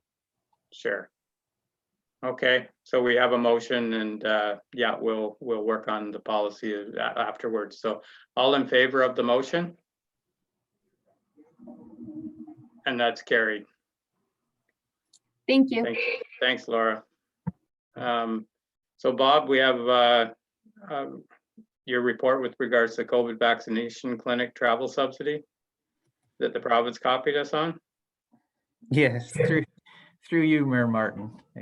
It's nice to know that Premier Ford is borrowing our ideas now. This report proposes that we establish a subsidy for anyone who has to travel to a COVID vaccination clinic. As we know, those clinics are now starting to roll out as governed by Peterborough Public Health. We have made an arrangement, the township has made an arrangement with Community Care for anyone who requires assistance and requires a drive to one of those vaccination clinics. We are told that the rates, so as per the latest clinics, which was, there was one in Norwood and there were clinics in Peterborough. So the rates were for a round trip fee, $9 to Norwood, $35 to Peterborough. So for anyone who's able to provide us a receipt, this report proposes a subsidy from the township. Okay, Deputy Mayor Giroux, go ahead. Thank you, Mayor Martin. Thank you, Bob, for that report. Well done. Just for clarification for myself, we were only talking 2 sites. I got my vaccination on Saturday in Peterborough because Norwood, I believe they told me, are finished for now. So we are not talking transportation to my other 2 choices, which were, I believe, Buckhorn and North Kawartha. We're only talking transportation to Asphodel, Norwood, or Peterborough. Was that correct? Well, through you, Mayor Martin, this policy is flexible based on the will of council. We can subsidize to a specific location, or perhaps we may suggest to the nearest location, if that seems logical. These clinics will be shifting throughout the county as time goes on. So this is going to be a bit of a moving target for us. Well, that was my whole point. Thank you for that, Bob, because I don't want to be the one to say to anyone, you can have it to Norwood, but you can't have it to Buckhorn. If you need your vaccination, you need it. And if we're going to supply the transportation, I think we should have it within at least Peterborough County. Yeah. Go ahead, Barry. Yeah, through you, Mr. Mayor. There's been quite a few from our municipality go to Camelford to the Taj Mahal there, and it's close too, like it's only 10 miles away. So I don't think we should just limit it to Peterborough County because that's Northumberland. But it is close, and to Deputy Mayor Giroux's point, everyone has to be vaccinated, but it would be nice if we can keep them, close to home. Yeah, I think that's a good point there. So we say, we can list within Peterborough County and Campbellford Hospital, or Campbellford added in there, I think would work, because you're right, we don't want people taking the taxi to Toronto to get their shot and bringing something back with them. Go ahead, Bob. Through you, Mayor Martin, perhaps council would like to consider For areas outside of Peterborough County, perhaps a kilometer range might satisfy. It might just make it complicated there, Bob, but go ahead, Dave. I maybe didn't explain myself good enough or well enough. I didn't mean not to be able to go to Calford. I just meant our range within Peterborough County, if they were available in Peterborough County. I really don't think we should go to Kingston, because I've known people that had went to Kingston to get their shots. So I think it's pretty hard to put a kilometer on. I just want people to get their shots who want them. And we got into this, we recommended it. So I certainly would be great if they went to Calford. That would be a bonus. It's a shorter trip for them. So. Okay, Larry, go ahead. Through you, Mr. Mayor, might be easier if we, instead of trying to limit kilometers, if we set a dollar value, as it says in the report from CEO Bob, where it had paid $9 to Norwood and $35 to Peterborough. So if we limit, say for an example, if we limit $35, would that be easier than to try to limit kilometers and where to and that kind of thing? Bob? Yes, through you, Mayor Martin. I think that's a valid suggestion, and it would certainly make the administration of it easier and I think fair for everyone to understand. Okay. All right, so that could be the motion. Go ahead, Councillor Pomeroy. And how many kilometers range? Well, if it just says up to $35, that will cover up to that. It's Okay, and Peterborough is covered up $35? yeah, that's what it said there. That's what's in Bob's report. Yeah. Yes, through you, Mayor Martin. That was the information provided by Community Care. That's their charge to go to Peterborough. Thank you, Bob. Okay. You're welcome. So if somebody wants to make that motion that we authorize, that we move ahead with the subsidy for COVID injections or the injection sites, vaccine sites. Councillor Webb, go ahead. You're moving it? I'll just make the motion, yeah, with the, I guess Councillor Ellis said the $35 limit. Okay, so moved by Councillor Webb and seconded by, do I have a seconder? Councillor Pomeroy. Any other questions or comments with regards to this? All in favor? And that's carried. Thank you. Now we're looking at the licenses for the taxi to get there. So we kind of did it backwards here, Bob, but we don't give them a license, they don't get there. So anyways, we have a report here with regards to the taxi license application. And it's an old, I think the numbers are old, but anyways, this is what we have before us today. Yes, through you, Mayor Martin. So this report proposes the issuance of the annual licensing for Deal Taxi.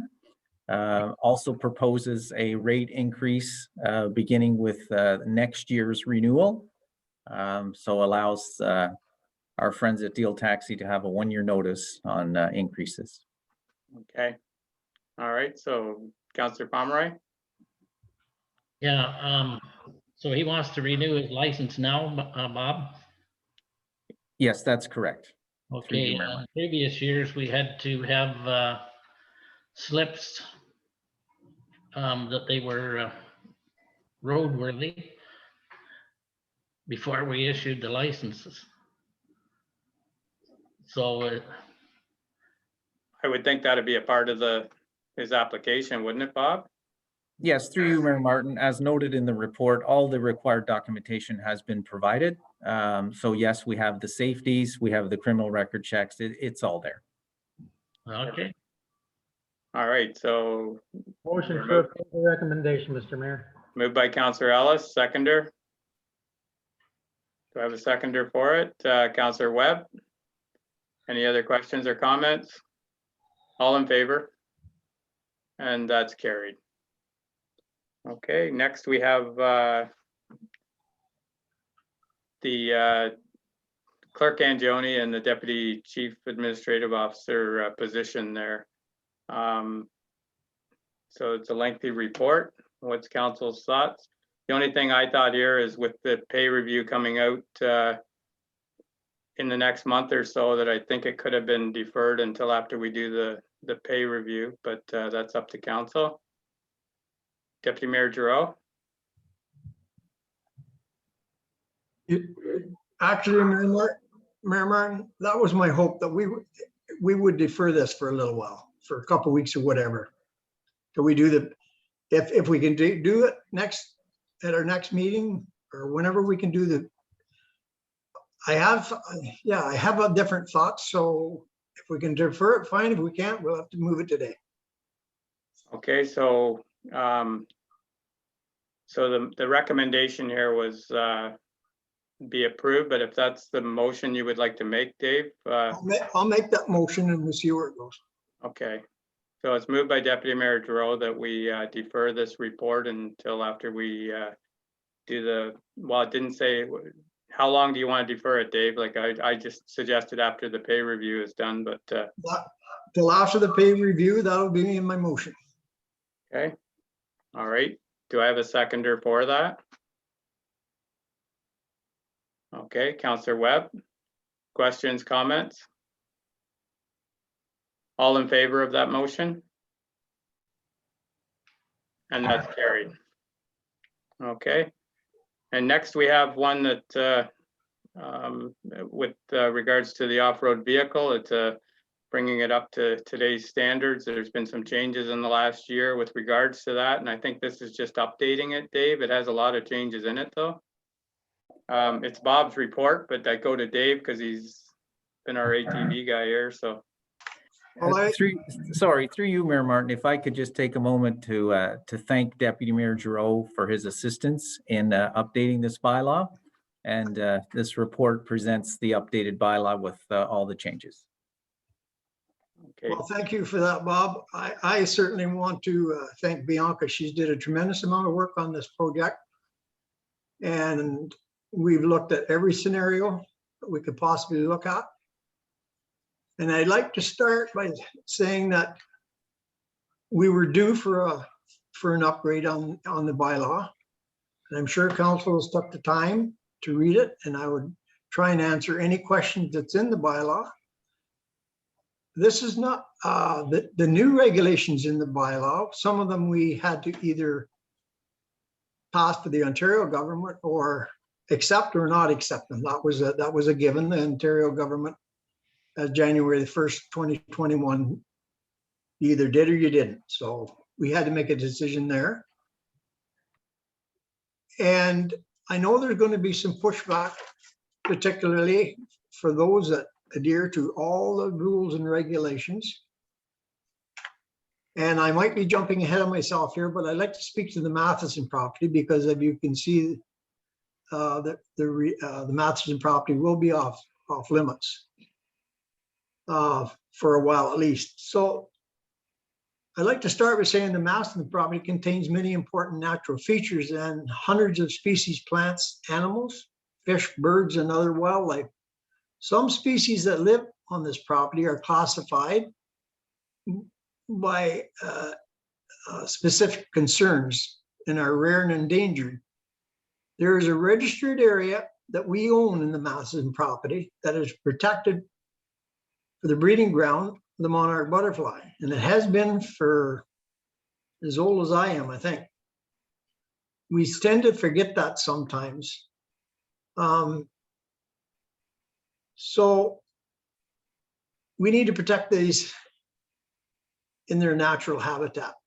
So ORV should be not be permitted on the Matheson property because they are causing damage not only to the sensitive natural area, but the trails in the Matheson property were designed for walking trails. Actually, we didn't really make the trails. They became walking trails because people walked it and they become wider. It's not safe to have motorized vehicles and the walkers in there. I've seen it firsthand. And there's only a few that are causing the problems in there. So I'm not reflecting on those people that use it with their ATVs or side-by-sides that are trying to trying to follow the rules, because we made the rules that could be there. Unfortunately, it's not working. When you see ATVs up to the handlebars in mud, and I know they're only having a good time, but there's habitat we have to think about in there. So that was one of the reasons that it was a hard decision. But as the bylaw states, or as Bob's report states here, we will work with the local club if we can find a way through there that's not going to destroy any habitat, and they will remain on that trail for economic reasons alone and for the enjoyment of the outdoors. We will try and find a spot to get through. It's going to take some work, but I think we're all willing to do that. Now, Councillor Webb is the chair, I believe, of the Matheson property, and I know they're going to work hard to try and get this trails back to the state they should be in. The trails are down to the roots and the rocks, and they're really actually hard to walk, let alone, so that is my reasoning, our reasoning. I think all the council's reasonings behind the change in the Matheson property. As far as the other changes are concerned, we need to somehow get out to all of the users of our road system on the trails that an off-road motor, ORM, for instance, an off-road motorcycle, it has to have all the same regulations, of the same license and insurance and all the helmet that are the safety equipment required. And we know that some of them on the roads are not. So I think this will give the OPP, who I'm sure we badger all the time, it may give them some more authority, not more authority, but it may help them with their authority. So I don't know what else to say, Mayor Martin, other than I'll try and answer any questions that we created with this new bylaw. You'll see that the upgrades do have dates and times of permitted use. The speed limits are going to remain the same, the insurance, but the months of the year are going to change. And actually, Duro Dummer have two roads that Havelock-Belmont-Methuen join to get to the Peterborough County Forest. And their times a year didn't consist with ours, for one thing. Their bylaw was different. So we brought everything, trying to get everything into under one heading, one roof. So there is some changes, and I hope some way that we can get this on our website to point out the changes. I know that we're all probably going to get some calls over this, but we need to be informed the best we can. So that's what I'll have to offer. And that's good. And there is a lot to it. I was a part of the first regulation that we passed way back, and it was a simple thing. It was just, it had to be straddled. There was nothing to it, where this one here is a lot more detailed, and I think it's long overdue. So the two-wheel dirt bikes is the part that I was surprised, that it's still in there, but if they have to have all the equipment that goes with it, we'll have to update the OPP on this new bylaw, and hopefully they can take care of some of the issues that we have with regards to modified exhaust and things like that it says in here. But so I think with the Matheson property, anybody that's walked back there in the last little while, it's like Dave said, beyond walking, it's very dangerous. That if we're gonna fix it up, we got to deal with some of these things. So the time of use I think is in Northumberland already. So that's a new thing. So like you say, we're gonna have to advertise it. I've been a part of an organization that tried to close trails that have been there forever, and it's not gonna happen overnight, but we'll have to deal with the access points of that and try and educate people to stay out of there with these units. So go ahead, Bob. Yes, to you, Mayor Martin. if council chooses to adopt this bylaw today, we will certainly, staff will make it available to the Ontario Provincial Police, and staff will also be advertising these changes and the bylaw on social media and the township website. Okay. All right then. So Councillor Ellis, go ahead. And just to add to some of Deputy Mayor Giroux's comments regarding the Matheson property especially. As he stated, like your walking trails, because of dirt bikes and ATVs, the ones who abuse the beautiful piece of property that we've been given, the walking trails to the point where they're unsafe to even walk on. And going along with what Dave said as well, or Deputy Mayor Giroux, all the nature things and the protected species. And I'd just like to say, I think it's council's decision to enforce and change if we're going to prevent ATVs from going in there. If you look at other areas like O'Hara Mills, who have a great walking trail system, no ATVs, to my knowledge. It's a beautiful place there at O'Hara Mills. So I think that's something that we as a council have to take a firm stand on. I don't know how. It's not something that's going to change overnight. It's something that probably should never have started. I remember back when we were handed this beautiful piece of property from the Mathesons, and there was a discussion about motorized vehicles. And anyway, I won't go there, but I'm just saying that to make this change now, it's not going to be easy, but it's something that council need to take a firm hand on and prevent the damage that's going on in there. Thank you. Okay, Dave, go ahead. And then I don't disagree with anything Councillor Ellis has spoken to. The one thing that comes to mind is we are dissected by county roads, and unfortunately, we're not allowed on with motorized vehicles, off-road vehicles on the county roads. So the Matheson property, in my memory bank, was for economical reasons to get them from one end of town to the other for gas and fuel or Tim Hortons or whatever. So if such a day comes that we can have access to get through town, we wouldn't need to use the Matheson property. And I agree 100%. All I'm suggesting is that if council or the Matheson property themselves work with the local club to get way back someplace and get a trail through there that wouldn't bother anybody, I'm not opposed to that. Maybe the rest of council would be, but that will be determined later. But I think that was the reason, for economical reasons,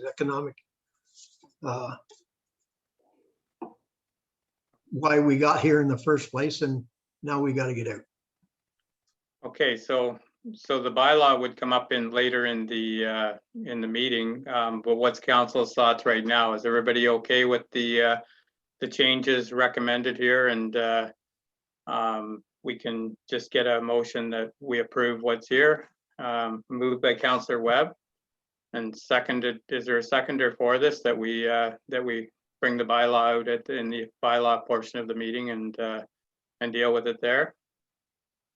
Is there a seconder for this? Seconded by Deputy Mayor Giroux. I don't know whether I should second or not. I did a lot of work on it, but yeah, I second the motion. Okay, well, so seconded by Deputy Mayor Giroux. Any more comments or questions with regards to this? Go ahead, Barry.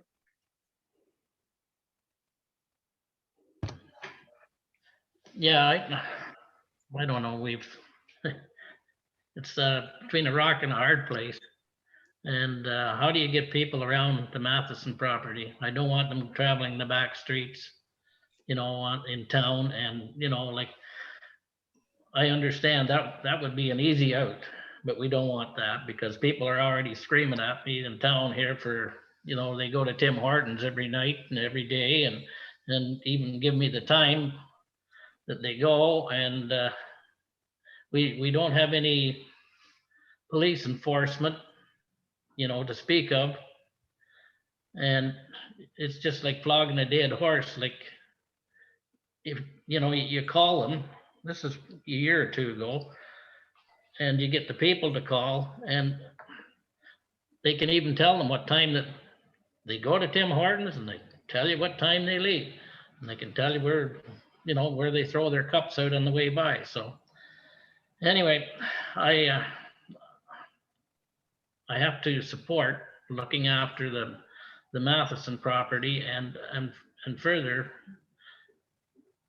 I'll leave it at that, because I have another suggestion too, that we maybe fix up some of these trails, get a bobcat in there and some fill, but if we got to control the off-road vehicles there first, because if we put in gravel and the whole ball of wax, and they're still in there terrassing around, it's too bad. That's Okay. it.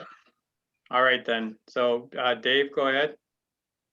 Just to clarify, this bylaw wouldn't have anything to do with the Madison property coming down the road. If by chance there's a trail, then that's down the road. We would have to, as Bob has put in his report, we would add that to the bylaw later, but that has nothing to do with today.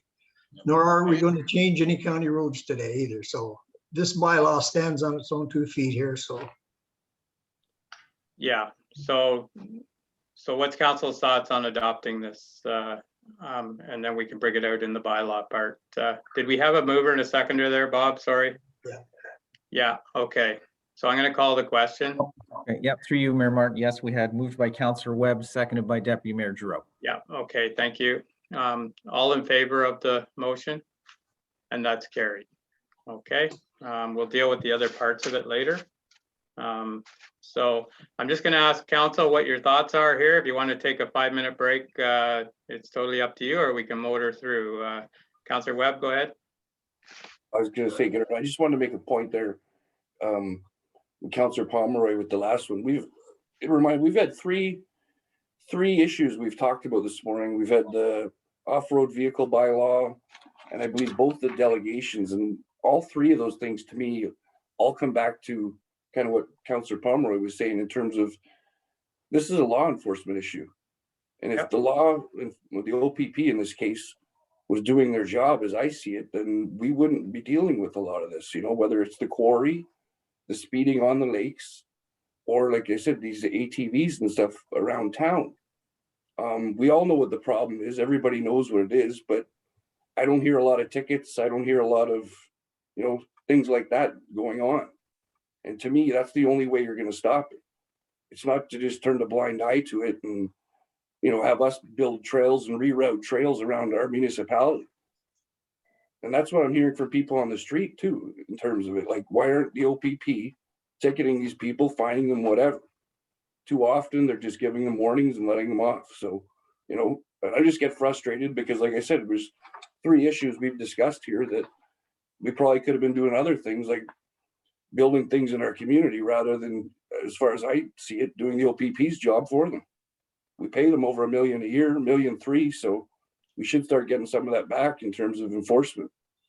We'll come to the Police Services Board meeting on the 26th of April and tell them that there, because that's the spot that it's for. Dave comes regularly and brings up all these things, and all of council is welcome to come. There is a portion there for delegations, and you can speak up there. And we do get some public coming to complain about things. It's been harder with COVID, but then in some cases it's easier. So if you want to pop in on the 26th and do a delegation with regards to the complaints, that would be the spot to do it, I think, right, Bob? Through you, Mayor Martin. Yeah, totally at the discretion of council. Yes, you're certainly welcome to attend the Police Services Board. Thank you. Okay, Barry, go ahead. Yeah, but if full council goes, I guess it's kind of a quorum, is it not? Well, you can do the delegation part and bring your concerns from the public forward. That's what Dave usually does. If there's something going on out there, he's been at a couple of them there where he's brought some concerns or whatever, but we aren't making, you won't be a part of the decision making. There's no decision making really happens there. It's just to inform the OPP and the community can get involved. So I don't think that falls into that part of it, does it, Bob? No, through you, Mayor Martin, you are correct. There will be no decision-making by council members at that committee. It's strictly for delegation purposes. Yeah. Okay, go ahead, Barry. Through you, Mr. Mayor, and you were involved, and myself, and one other counselor, and we ended up in Ewert's office, and we were not discussing, council business. Then we said, well, what would happen if we, three of us run into one another in the grocery store, the hardware store? Is it still classed as a quorum? Yes, was the answer. And they kind of slapped us on the wrist and said, don't do it again. So it's all how the presentation comes forward, and it'll be looked after when if you want to come to the police service meeting with or send some people that are complaining to you. If you have people complaining to you, tell them to come to the police services meeting and say it. It's that's all you got to do, and it won't be a delegate. It's not going to be a conflict or anything like that, or that's what the process is, and that's how it works. So that's the opportunity to get it out there, and then you should get an answer back too, hopefully that day from the OPP of how they're dealing with these things. So okay. So Bob, you're gonna have to help me here. We keep getting sidetracked here. So we have a mover and a seconder for this, and there is other things to deal with that can be dealt with at the police service board meeting or future meeting. Get it on the agenda, and we'll get the OPP in on a meeting actually. So all in favor of the motion to bring the bylaw forward in the bylaw portion, and that's carried. Thank you. All right, so what's your thoughts here on, Barry, go ahead. are we going to take that 5 minutes? That's what I'm just going to ask council. What's your thoughts here? We can take 3 or 4 minutes, or we can motor through. If you want to take a break, that's fine with me. Yep, that'd be fine. 5 minutes. Okay, a 5-minute recess, moved by Councillor Pomeroy, seconded by Councillor Webb, all in favor, and that's carried. Okay, we'll just take 5 minutes. We'll come back here at one computer says. Okay, so we'll resume our meeting here. I'll look for a motion to resume. So moved, Mr. Mayor. Moved by Councillor Ellis, seconded by Deputy Mayor Giroux, all in favor, and that's carried. Okay, so we're going to move into correspondence, and we have a few action items here. The first item here is with regards to Sam's Place up in Cordova there and their application to operate the LCBO. Go ahead, Councillor Webb. Yeah, just a motion to approve. Okay, moved by Councillor Webb that we approve, seconded by Councillor Pomeroy. Questions, comments? All in favor? And that's carried. Okay, the next item here is with regards to Wildflower Bakery and the A-frame on Highway 7, and we do have a policy around A-frames and Highway 7. So I don't know what council's thoughts. This is another one that probably should have went to the Economic Development Committee as far as a plan for the future, because once you allow one, you're opening up, and there's not that many on the back street now, so it doesn't mean as much as it did years ago, but this has always been something that the next thing you know, you've got about 20 A-frames out there on Highway 7. But Councillor Ellis, go ahead. To you, Mr. Mayor, I was just wondering, could we get a review of what the policy actually states? We do have a policy, I think, Bob, as far as around these A-frames, because we did, I don't know whether, I remember we used to have like a sign under the electronic sign that had like all the businesses on George Street listed there. You couldn't read it because they were so narrow, because there was so many. Now the numbers aren't there that used to be there, so maybe it's not as big of an issue. But Bob, go ahead. Yeah, through you, Mayor Martin, the bylaw which states the policy, is included in our package on page 110 of our PDF. And I'll just read a few portions of it. No person or business shall erect or display or use any sign at a location on Highway 7, otherwise known as the connecting link, without permission in writing from the corporation. The person or business requesting permission to install a sign shall provide detailed plan outlining the location, size, colors. No neon or flashing lights will be permitted. Each proposal will be considered on its own merit. Only businesses located on Highway 7, on the Highway 7 connecting link, may be approved for the erection, display, or use of any sign. No third-party signs shall be allowed. So that, in a nutshell, is the policy. Okay, so, Dave, oh, go ahead, Barry, or Larry, sorry. Well, sorry, just, it'd be nice, you know, if there's some way we can help this business. We know what happened to the previous owner that tried to establish a bakery, and it'd be nice if we can help them in some way, even if it means bending the rule or giving permission. But that's how I feel about it anyway. It'd be nice to be able to help them. Okay, Dave, did you have something? Well, thank you, Mayor Martin, through you, members of council. As I read that bylaw, I thought, well, they've met every criteria except where we get to the part they have to be a business on Highway 7. So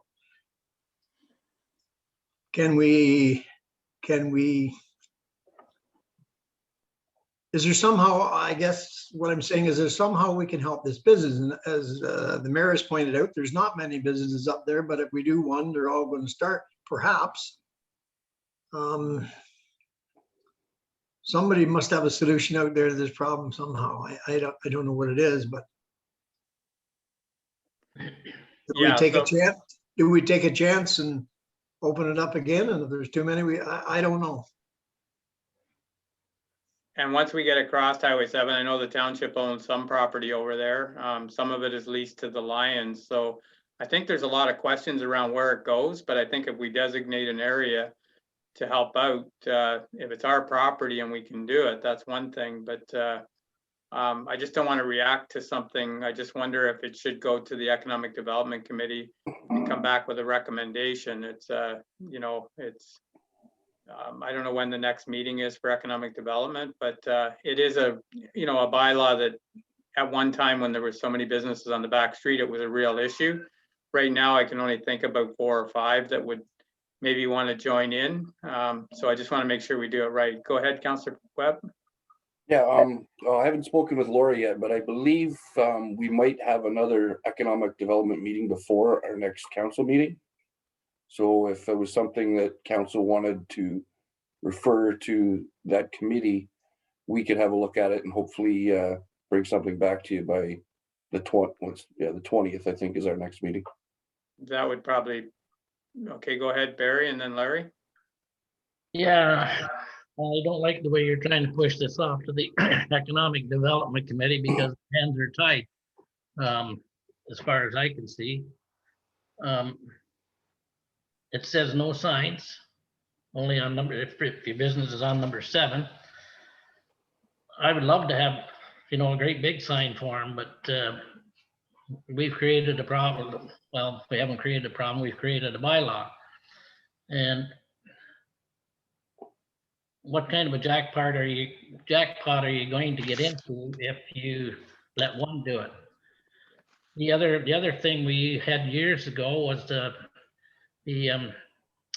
hydro pole in front of the office there. There was a sign hung on it up fairly high so it didn't obstruct the traffic. It said business section. It's on the south side of the road. I don't know whether we could do something with that or not, but we've created a problem, and I don't think we should say to the economic development, now you guys figure it out. Okay, so the other option would be to defer it to the next meeting and get some more information from staff to bring back a recommendation for us. It's just the Economic Development Committee has more people on it rather than just staff. where if we want to just defer it, Larry, go ahead. Well, I agree with Councillor Pomeroy. I think it's council's decision. So we're either gonna allow something or not. So maybe defer to give it a little bit more thought to next council meeting, but as far as sending it off to Economic Development Committee, whatever they would decide has to come back for approval anyway, so. Yeah, and that's the thing, we can get more minds into it, but Bob and then Barry. Yes, through you, Mayor Martin. This sign bylaw is old. It's 2008. So perhaps we're due for an update of this bylaw. So if council wishes to refer this to staff for an update of the bylaw, we are certainly happy to do that. So if we could bring it back on the 20th and deal with it then, that would give us more time to make sure we're not just making a mistake here and open up, like Barry said, a can of worms. So go ahead, Barry. Yeah. What I would like to see council do, you know, it's right on the main street there. And there is a possibility of changing the bylaw, is to have a look at it. You know, we sit on in our chairs, let's put it that way, and we don't go out and look at things. We should, you know, he's got some recommendations where he would like it, and maybe we could make some recommendations where he could put it. But if we don't go and look, you know, we're elected people here. We should be trying to help everyone out and take a look at it. It's not that big a job. It's right there on number 7 highway. Well, I hope nobody's just sitting on their chair and doing nothing, Barry. I think we all look around at these things, and I've been out looking at it too. And yeah, we need to come up with something, and it's just we have to do it right. That's all. Otherwise, you're going to react for one business. You're going to have. We've all seen it. There's other things come with it. So, so Dave, go ahead, and then we'll get on with the. No, I want to make a comment. I'm just going to say I put on 165 kilometers on a vehicle last week. I don't think I was just sitting in the house on the chair, and that's what's going around the municipality. So don't. Yeah. Well, maybe that isn't the topic at hand. This is the one that's at hand. You brought it up. So yeah, let's deal with this here. Wildflower is looking for an A-frame sign. There's not as many people as there was back in 2008 on the back street. So it probably isn't as big an issue as it would have been then. So we can deal with it today, but I really recommend that we bring it back on the 20th with a recommendation and we do it right. That's just my thoughts. I don't want to hold them up. I totally understand the season's coming and we want to work with all our businesses, and that's why we have an economic development committee, but council can make the decision at the next meeting. It would be probably good enough for them. Larry, go ahead. And if we could add to your motion, Mr. Mayor, to have CAO Bob look at the outdated bylaw that we have in place. Okay.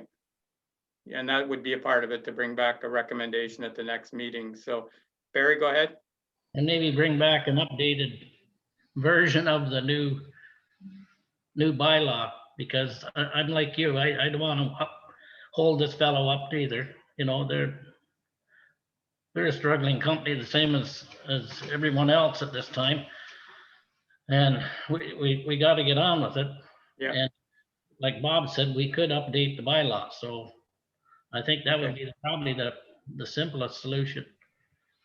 All right, so if there was a motion to defer until we review the bylaw and bring it back on the 20th, and we'll make a decision then. Is there a mover for that? I'll move that, Mr. Mayor. Moved by Councillor Ellis, seconded by Deputy Mayor Giroux. Any more questions or comments? All in favor? And that's carried. Okay.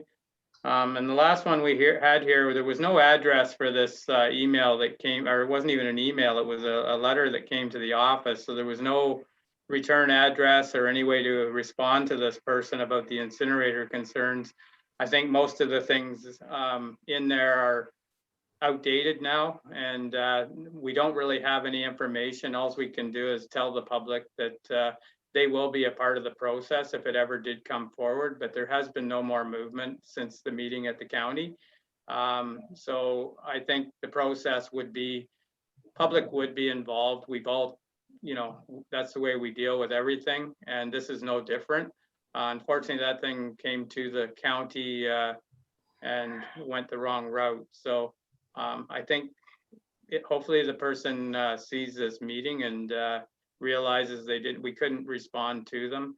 But for anybody else out there that has concerns with the incinerator, I have had a few calls in the last week or so, you know, and I've told them it's not, it hasn't went anywhere. That was a meeting from the county, and there's been no more, it hasn't advanced anymore. And if it does, the public will be involved in the process, and that's what was missing at that. So just a motion to receive this this piece of correspondence would be proper for today.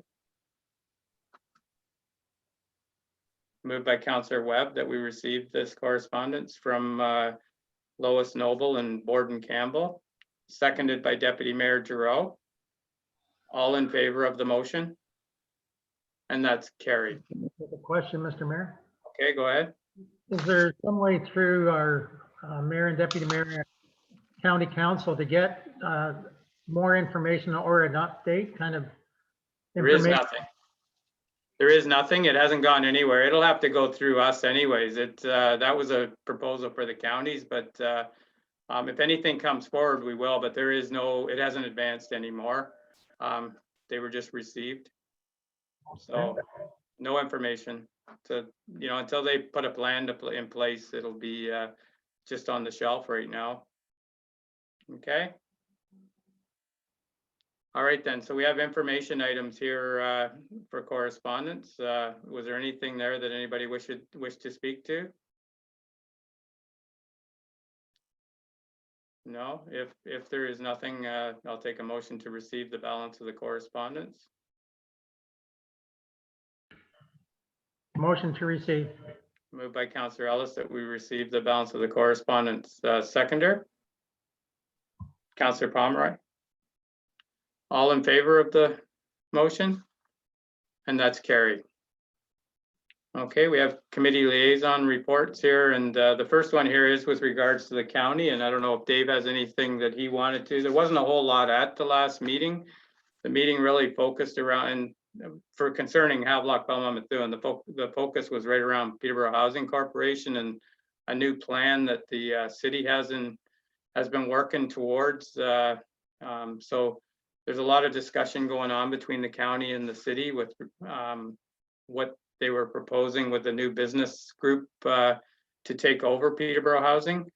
But there's not a lot that we can report right now on it. That it's something that they've been looking at, and the county opposes what they're doing, but it's a city-run organization, just like the EMS is a county-run organization. So the city follows what we do, and we follow what the city does with regards to social housing and affordable housing. So there wasn't a whole lot out of that other than we are on top of it, and you know, we were disappointed at how it rolled out also. But this seemed to be a thing with the city on a lot of things that they're doing right now between the city and the county. There's the communication hasn't been the best, and we're trying to improve that. So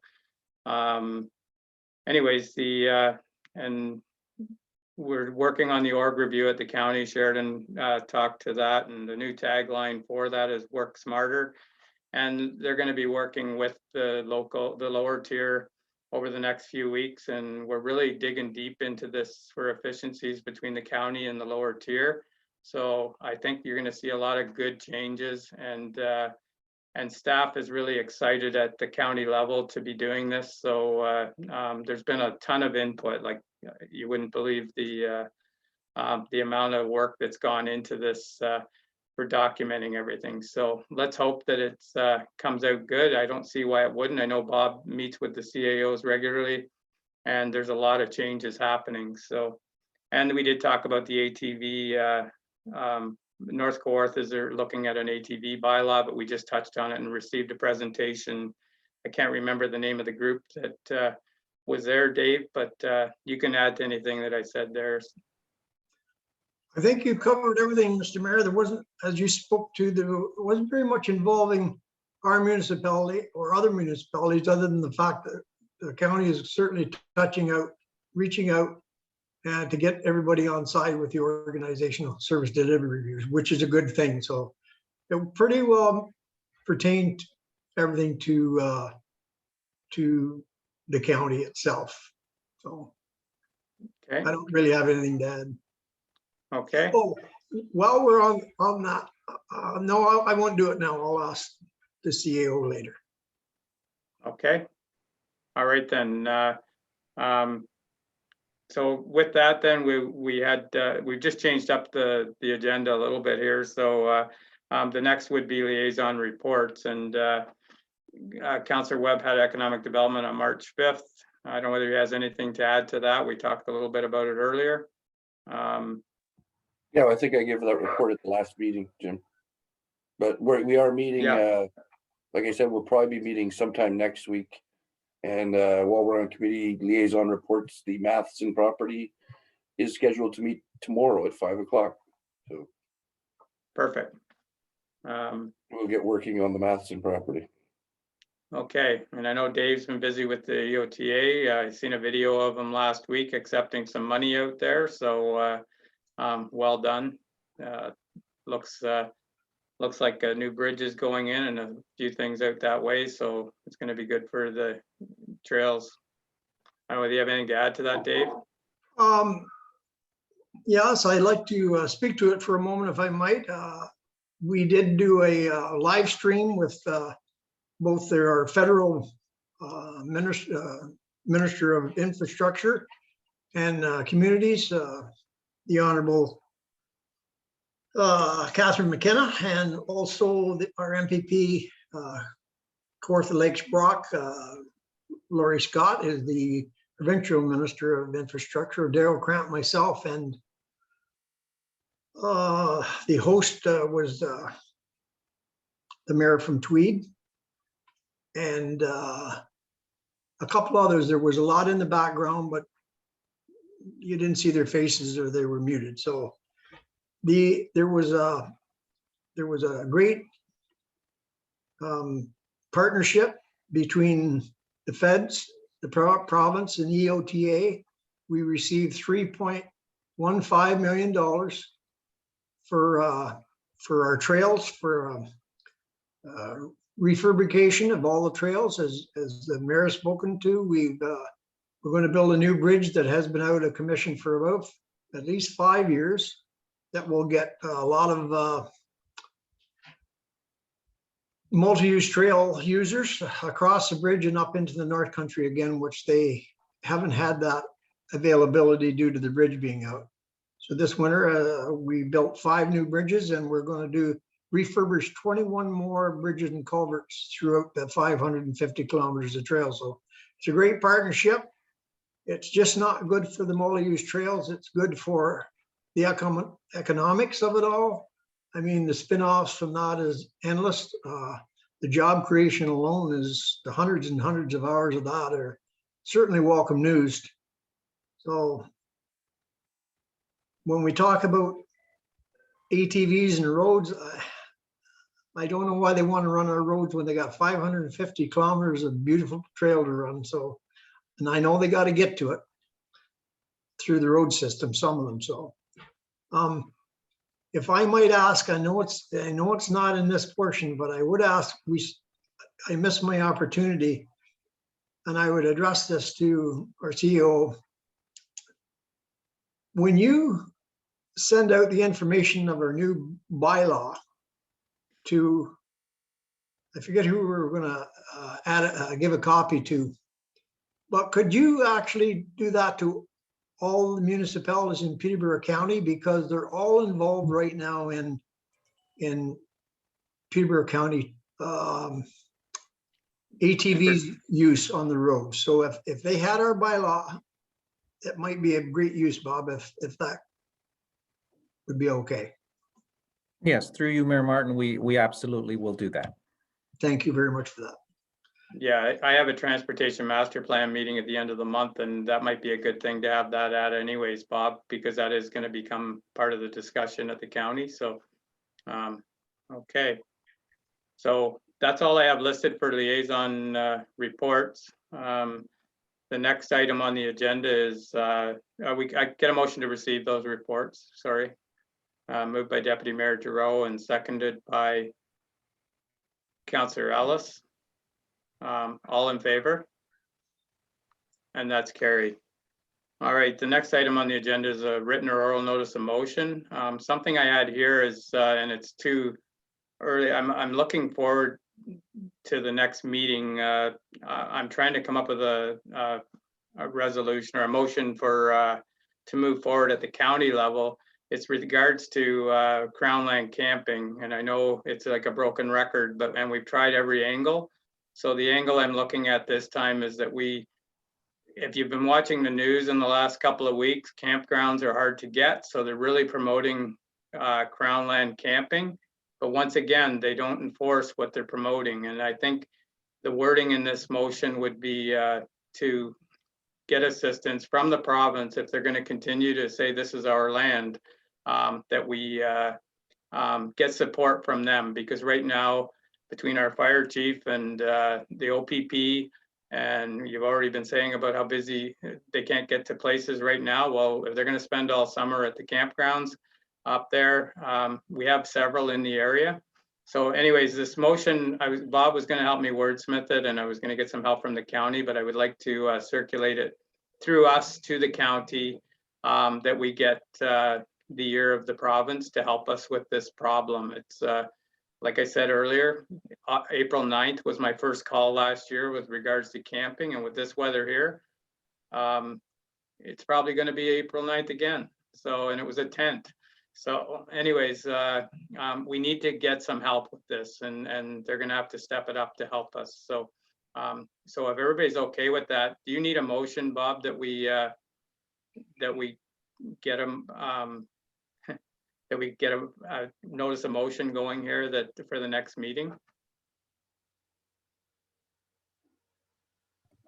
Through you, Mayor Martin, if you wish to present a notice of motion, we can simply note that there will be a notice presented at the next meeting. Okay. All right. So, so does somebody want to move that staff develop a motion that we can bring forward at our next meeting with regards to Crown Land camping? Thank you. Councillor Pomeroy, you're moving that? Yes. Okay, do I have a seconder for that? Deputy Mayor Giroux? And all in favor of that?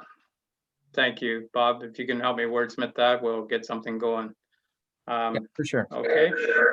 All right, next we're moving into new business, and Larry had 3 items on there. So if you want to go through them, Larry. Through Mr. Mayor, the first one, I was looking for an update, and hopefully Laura is still with us. A few months back, I think it was March 8th, we had a presentation that caught a lot of people's attention from a Mr. McGowan and Mr. Riel. And periodically you get somebody in the general public saying, hey, whatever happened to that? Because it was quite an exciting presentation. So I would ask through you, Mr. Mayor, to Laura, if you could give us an update on that item. Sure. So thank you very much. And through you, Mr. Mayor, we met with Mr. McGowan and Mr. Riel with the Economic Development Committee back. I don't have the exact date here, but we also had Peterborough and Kawartha Economic Development meet with us for that meeting. And we kind of talked about taking things in bite-sized chunks. So Peak had offered to assist with a business plan to kind of get everything rolling. And I sent them all of the information for a plan of subdivision and consultation with the County of Peterborough, and we haven't heard anything since. Oh. Are they to report back? Laura? Pardon me? Are they to report back or? So through you, Mr. Mayor, we don't typically necessarily do a whole bunch of follow-up with people. I did send an email probably about a month after that just to see how they were going with things, and I hadn't heard back from that either. People's situations change, especially when it comes to planning. Sometimes when people understand the full scope of what's involved, they kind of need to take a step back. So that's just where it was left. I haven't heard anything since, but I can certainly follow up. I think that would be great because, you know, it could be all smoke and mirrors, but it was quite an exciting proposal that they come forward with. And so, again, periodically we get, hey, whatever happened there? So if you could, that would be great, because I know there's people watch our virtual meetings and they can get the update as well. Thank you, Laura. No problem. Just to add to that, Larry, that meeting was, I believe, at the end of November. And we tried to have them in again before Christmas, but as Laura said, any contact we've had with them is met with silence, so. Okay, thank you, thank you. Okay. The second item I have on here, and I know our seniors complex is not open at the present time because of, and they, some of the members, they attend seniors functions in other municipalities, as in Norwood. And not too long ago, one of the Havelock seniors were at a function in Norwood, and there was an individual had a serious incident, and they were lucky enough that they had a defibrillator there.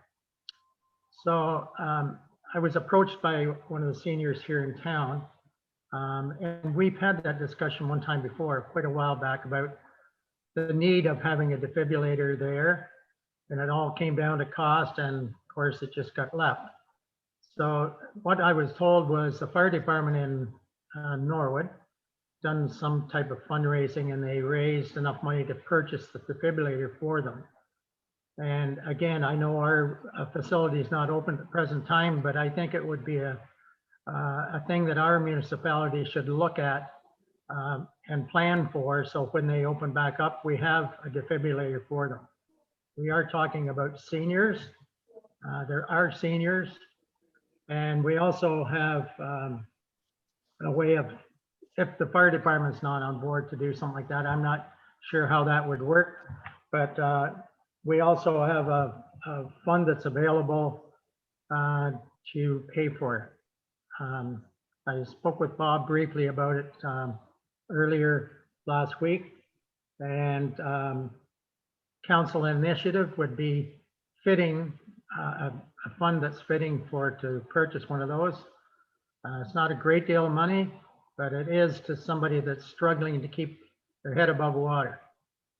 So I'm going to make a motion that our council supply a defibrillator through council initiative at the time when they reopen. That's my motion. Okay, there's a lot more to it, Larry, but that's fine. That's the motion. But council's got to keep in mind of all the things that go with it on the liability. If it goes dead and it didn't work, and when we need to know what involvement the township or the municipality is going to have in that. That's why we got out of them. We do them in our township buildings, but on a private building like that, there's a lot of legalities that we better make sure we're on top of. But the motion right now is that we supply from council initiatives on a defibrillator for the seniors building. Is there a seconder for that?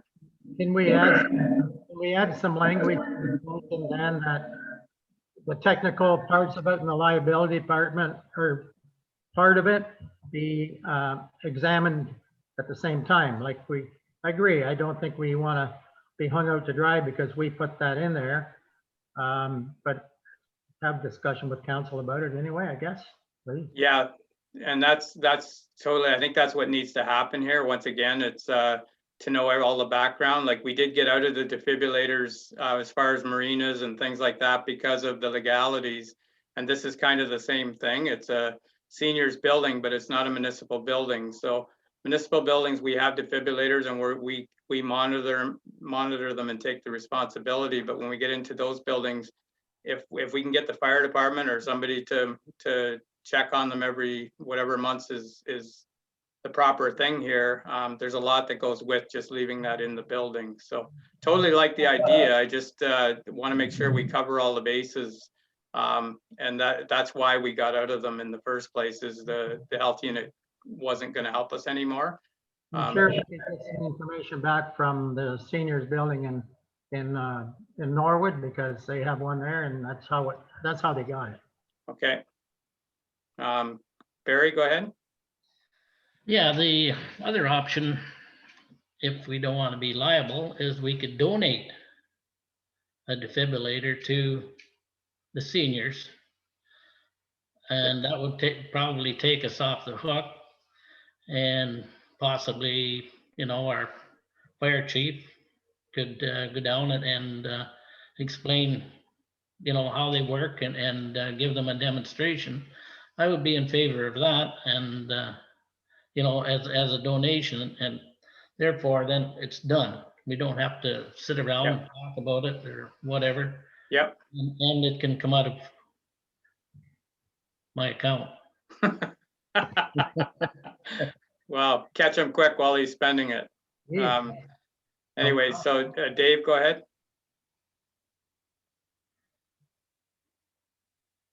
Are there, just very quickly, we never discussed the cost. Are all defibrillators the same? Is the cost all the same on the same defibrillator? I don't know if Ray's still there or if he knows anything about this. I don't think Ray's still there. So we'll have to get, but I think like Barry says, maybe the donations, like donating it to them, might cover us. That's what we need to check out, make sure that works. But that would get it moving so they're ready to go when they open up, if council's okay with that.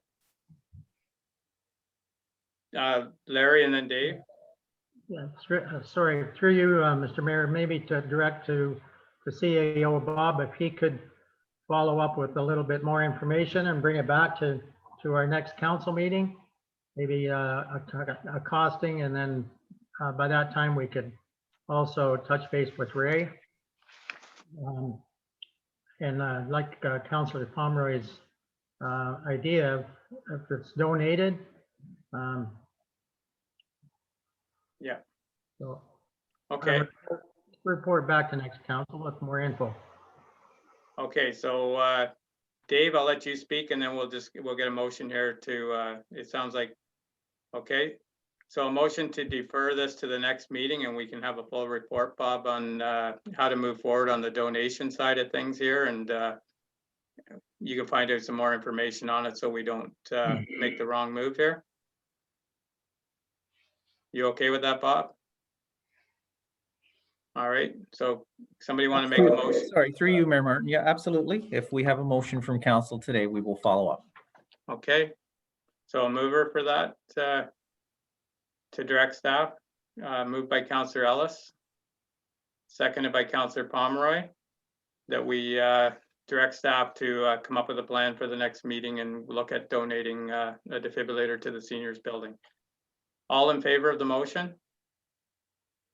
And that's carried. Okay, go ahead, Larry. You had another one there about Airbnbs. Yeah, my last Airbnbs, especially here, it seems, in Belmont Lake, have become quite an item. I'm starting to get phone calls. So what the concerns are from the lake residents here is apparently there's a number of these larger, more high-end buildings that have been purchased. Some of them, I am told, I know of one for sure because I checked it out, will hold up to 13 people. I know of one that's not very far from me that just was purchased and is advertised as Airbnb that would probably hold at least 10 people. And so the neighboring residents have some concerns about the things that can happen when you have large groups.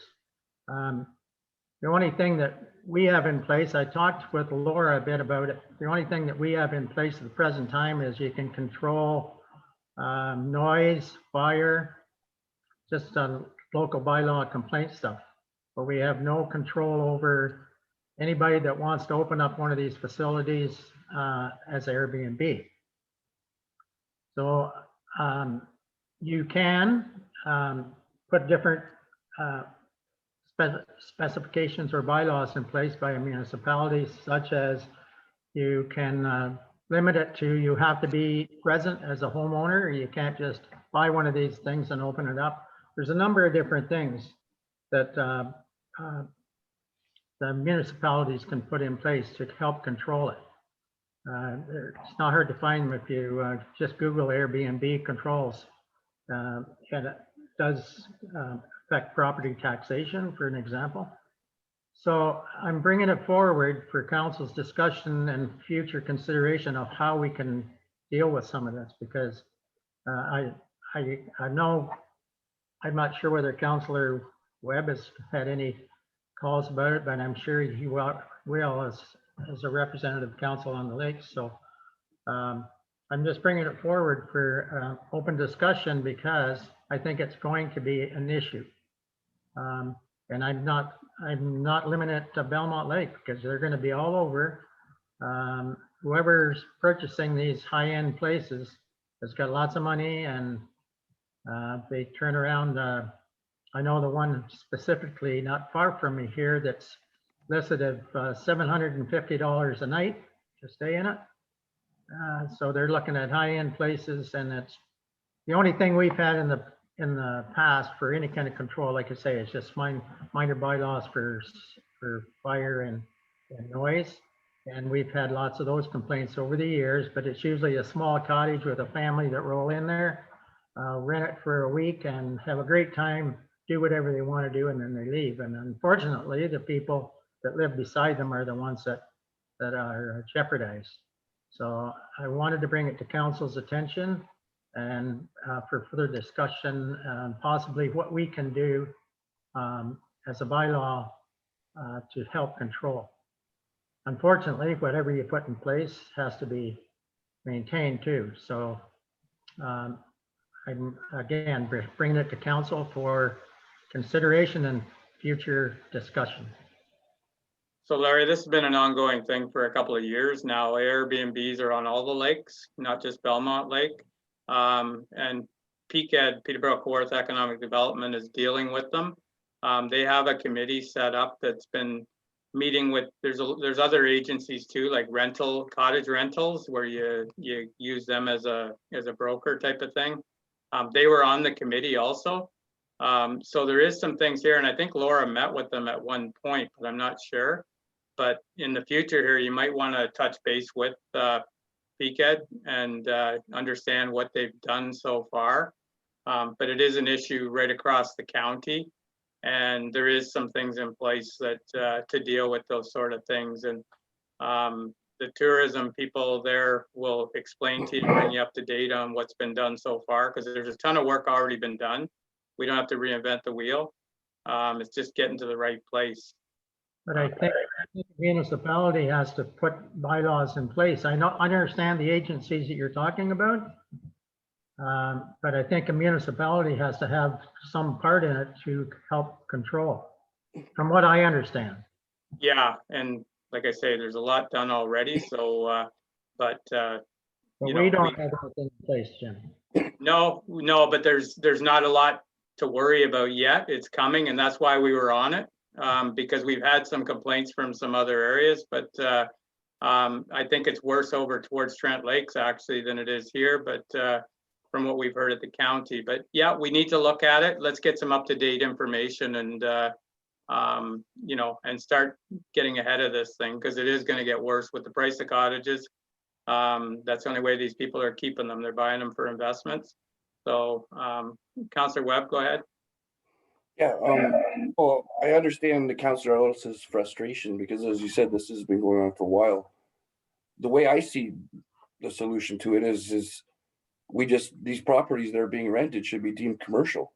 Yeah. So I don't know if that's up to us, the municipality, or who that's up to, but to me, it's a very simple way to solve this problem. Because if I start hitting them with commercial tax rates, I don't think a lot of these people are going to be renting them anymore. So I don't know if this is what PCAD is working on, but in terms of, working with these, I don't know why we'd be working with the Airbnb people per se, because our interests directly conflict with one another. They're trying to build their business where we're trying to stop it. And to me, like I said, the answer is right there in front of you. Anybody that wants to rent their cottage, it's a commercial property. End of story. Yeah. So we do need to get some up-to-date information, Larry. So Bob, I don't know what your suggestion is here for getting something back to us. Yes, through you, Mayor Martin. As you've indicated earlier, this is an issue that is being discussed countywide.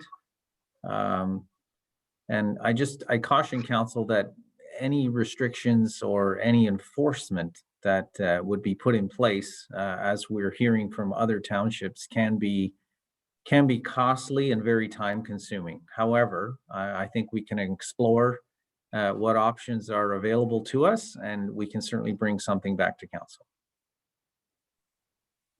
Okay, and that's what we need, is that up-to-date information on where they're at with that committee then, and that, and then we're all on the same page, because we're all hearing about them. And it is better to be ahead of the curve here. And I think we are. I think it's getting taken care of. But if we could get some information brought forward from that committee, up-to-date information, this summer things are going to take off again in that area too. Like Larry says, they're all over the place. I know they're on every lake. They're all advertised highly, and it is a business. But it also goes back to, that's how some of these people are keeping their cottages, because that's why they're all being rented out for $16 or $18 or $2,000 a week. So, okay. So you want to do that then, Larry? Make a motion that staff bring back an update on where we are with the Airbnb regulations. And some recommendations. Okay. Thank you. Moved by Councillor Ellis. Do I have a seconder for that motion? Councillor Webb. Any questions or comments around that? All in favor? I didn't see any hands other than Barry's and mine, so okay, thank you. Okay, that's carried. So, and that was the end of the list for Barry. There's nothing else on this list for new business. Is there? Barry, go ahead. Yeah, new business, old business. Back in November, Councillor Ellis asked for an overtime and mileage report to come to council. Again in February, I asked again, and we still don't have any report. I don't know whether it should go through you or through Bob, but we've asked twice now for a report, and it's pretty near 5 months old. And I think it would be nice if we could have even maybe had this before the budget was passed, because there could be some information in there that we should all know about. So I just hope nobody's trying to cover something up here. It's something that I figured was very, very simple. So do we have to make a motion now to be able to see that report for last year? Bob, where is that at then? Yes, through you, Mayor Martin. First of all, I'd like to assure council that no one's covering anything up. We can certainly bring that report, and we'll look into where it's at, and we'll bring it to the next meeting. Thank you. All right. So, okay, and I imagine the overtime is going to be a big part of the review, the pay review, Bob? Yes, through you, Mayor Martin, that is correct. That will be part of the compensation review. Thank you. Okay. All right then. There's nothing else listed under new business. So we'll move into bylaws. And we have some here. I think, did you deal with the zoning bylaw, Dave? Okay. Okay, the second bylaw here is a bylaw to appoint the full-time deputy fire chief. I'll look for a mover of that. Moved by Deputy Mayor Giroux. Seconded by Councillor Webb. All in favor? And that's carried. And the third bylaw here is a bylaw to regulate the off-road vehicles in the municipality. Look for a mover on that. Moved by Councillor Pomeroy, seconded by Councillor Ellis. All in favor? And that's carried. And then bylaw to appoint bylaw enforcement officer and provincial offenses officer for the Township of Havelock-Belmont-Methuen. Moved by Councillor Pomeroy, seconded by Councillor Webb. All in favor? And that's carried. Next, we have a confirming bylaw for today's meeting. Motion to confirm today's meeting, moved by Councillor Webb, seconded by Deputy Mayor Giroux. All in favor? That's carried.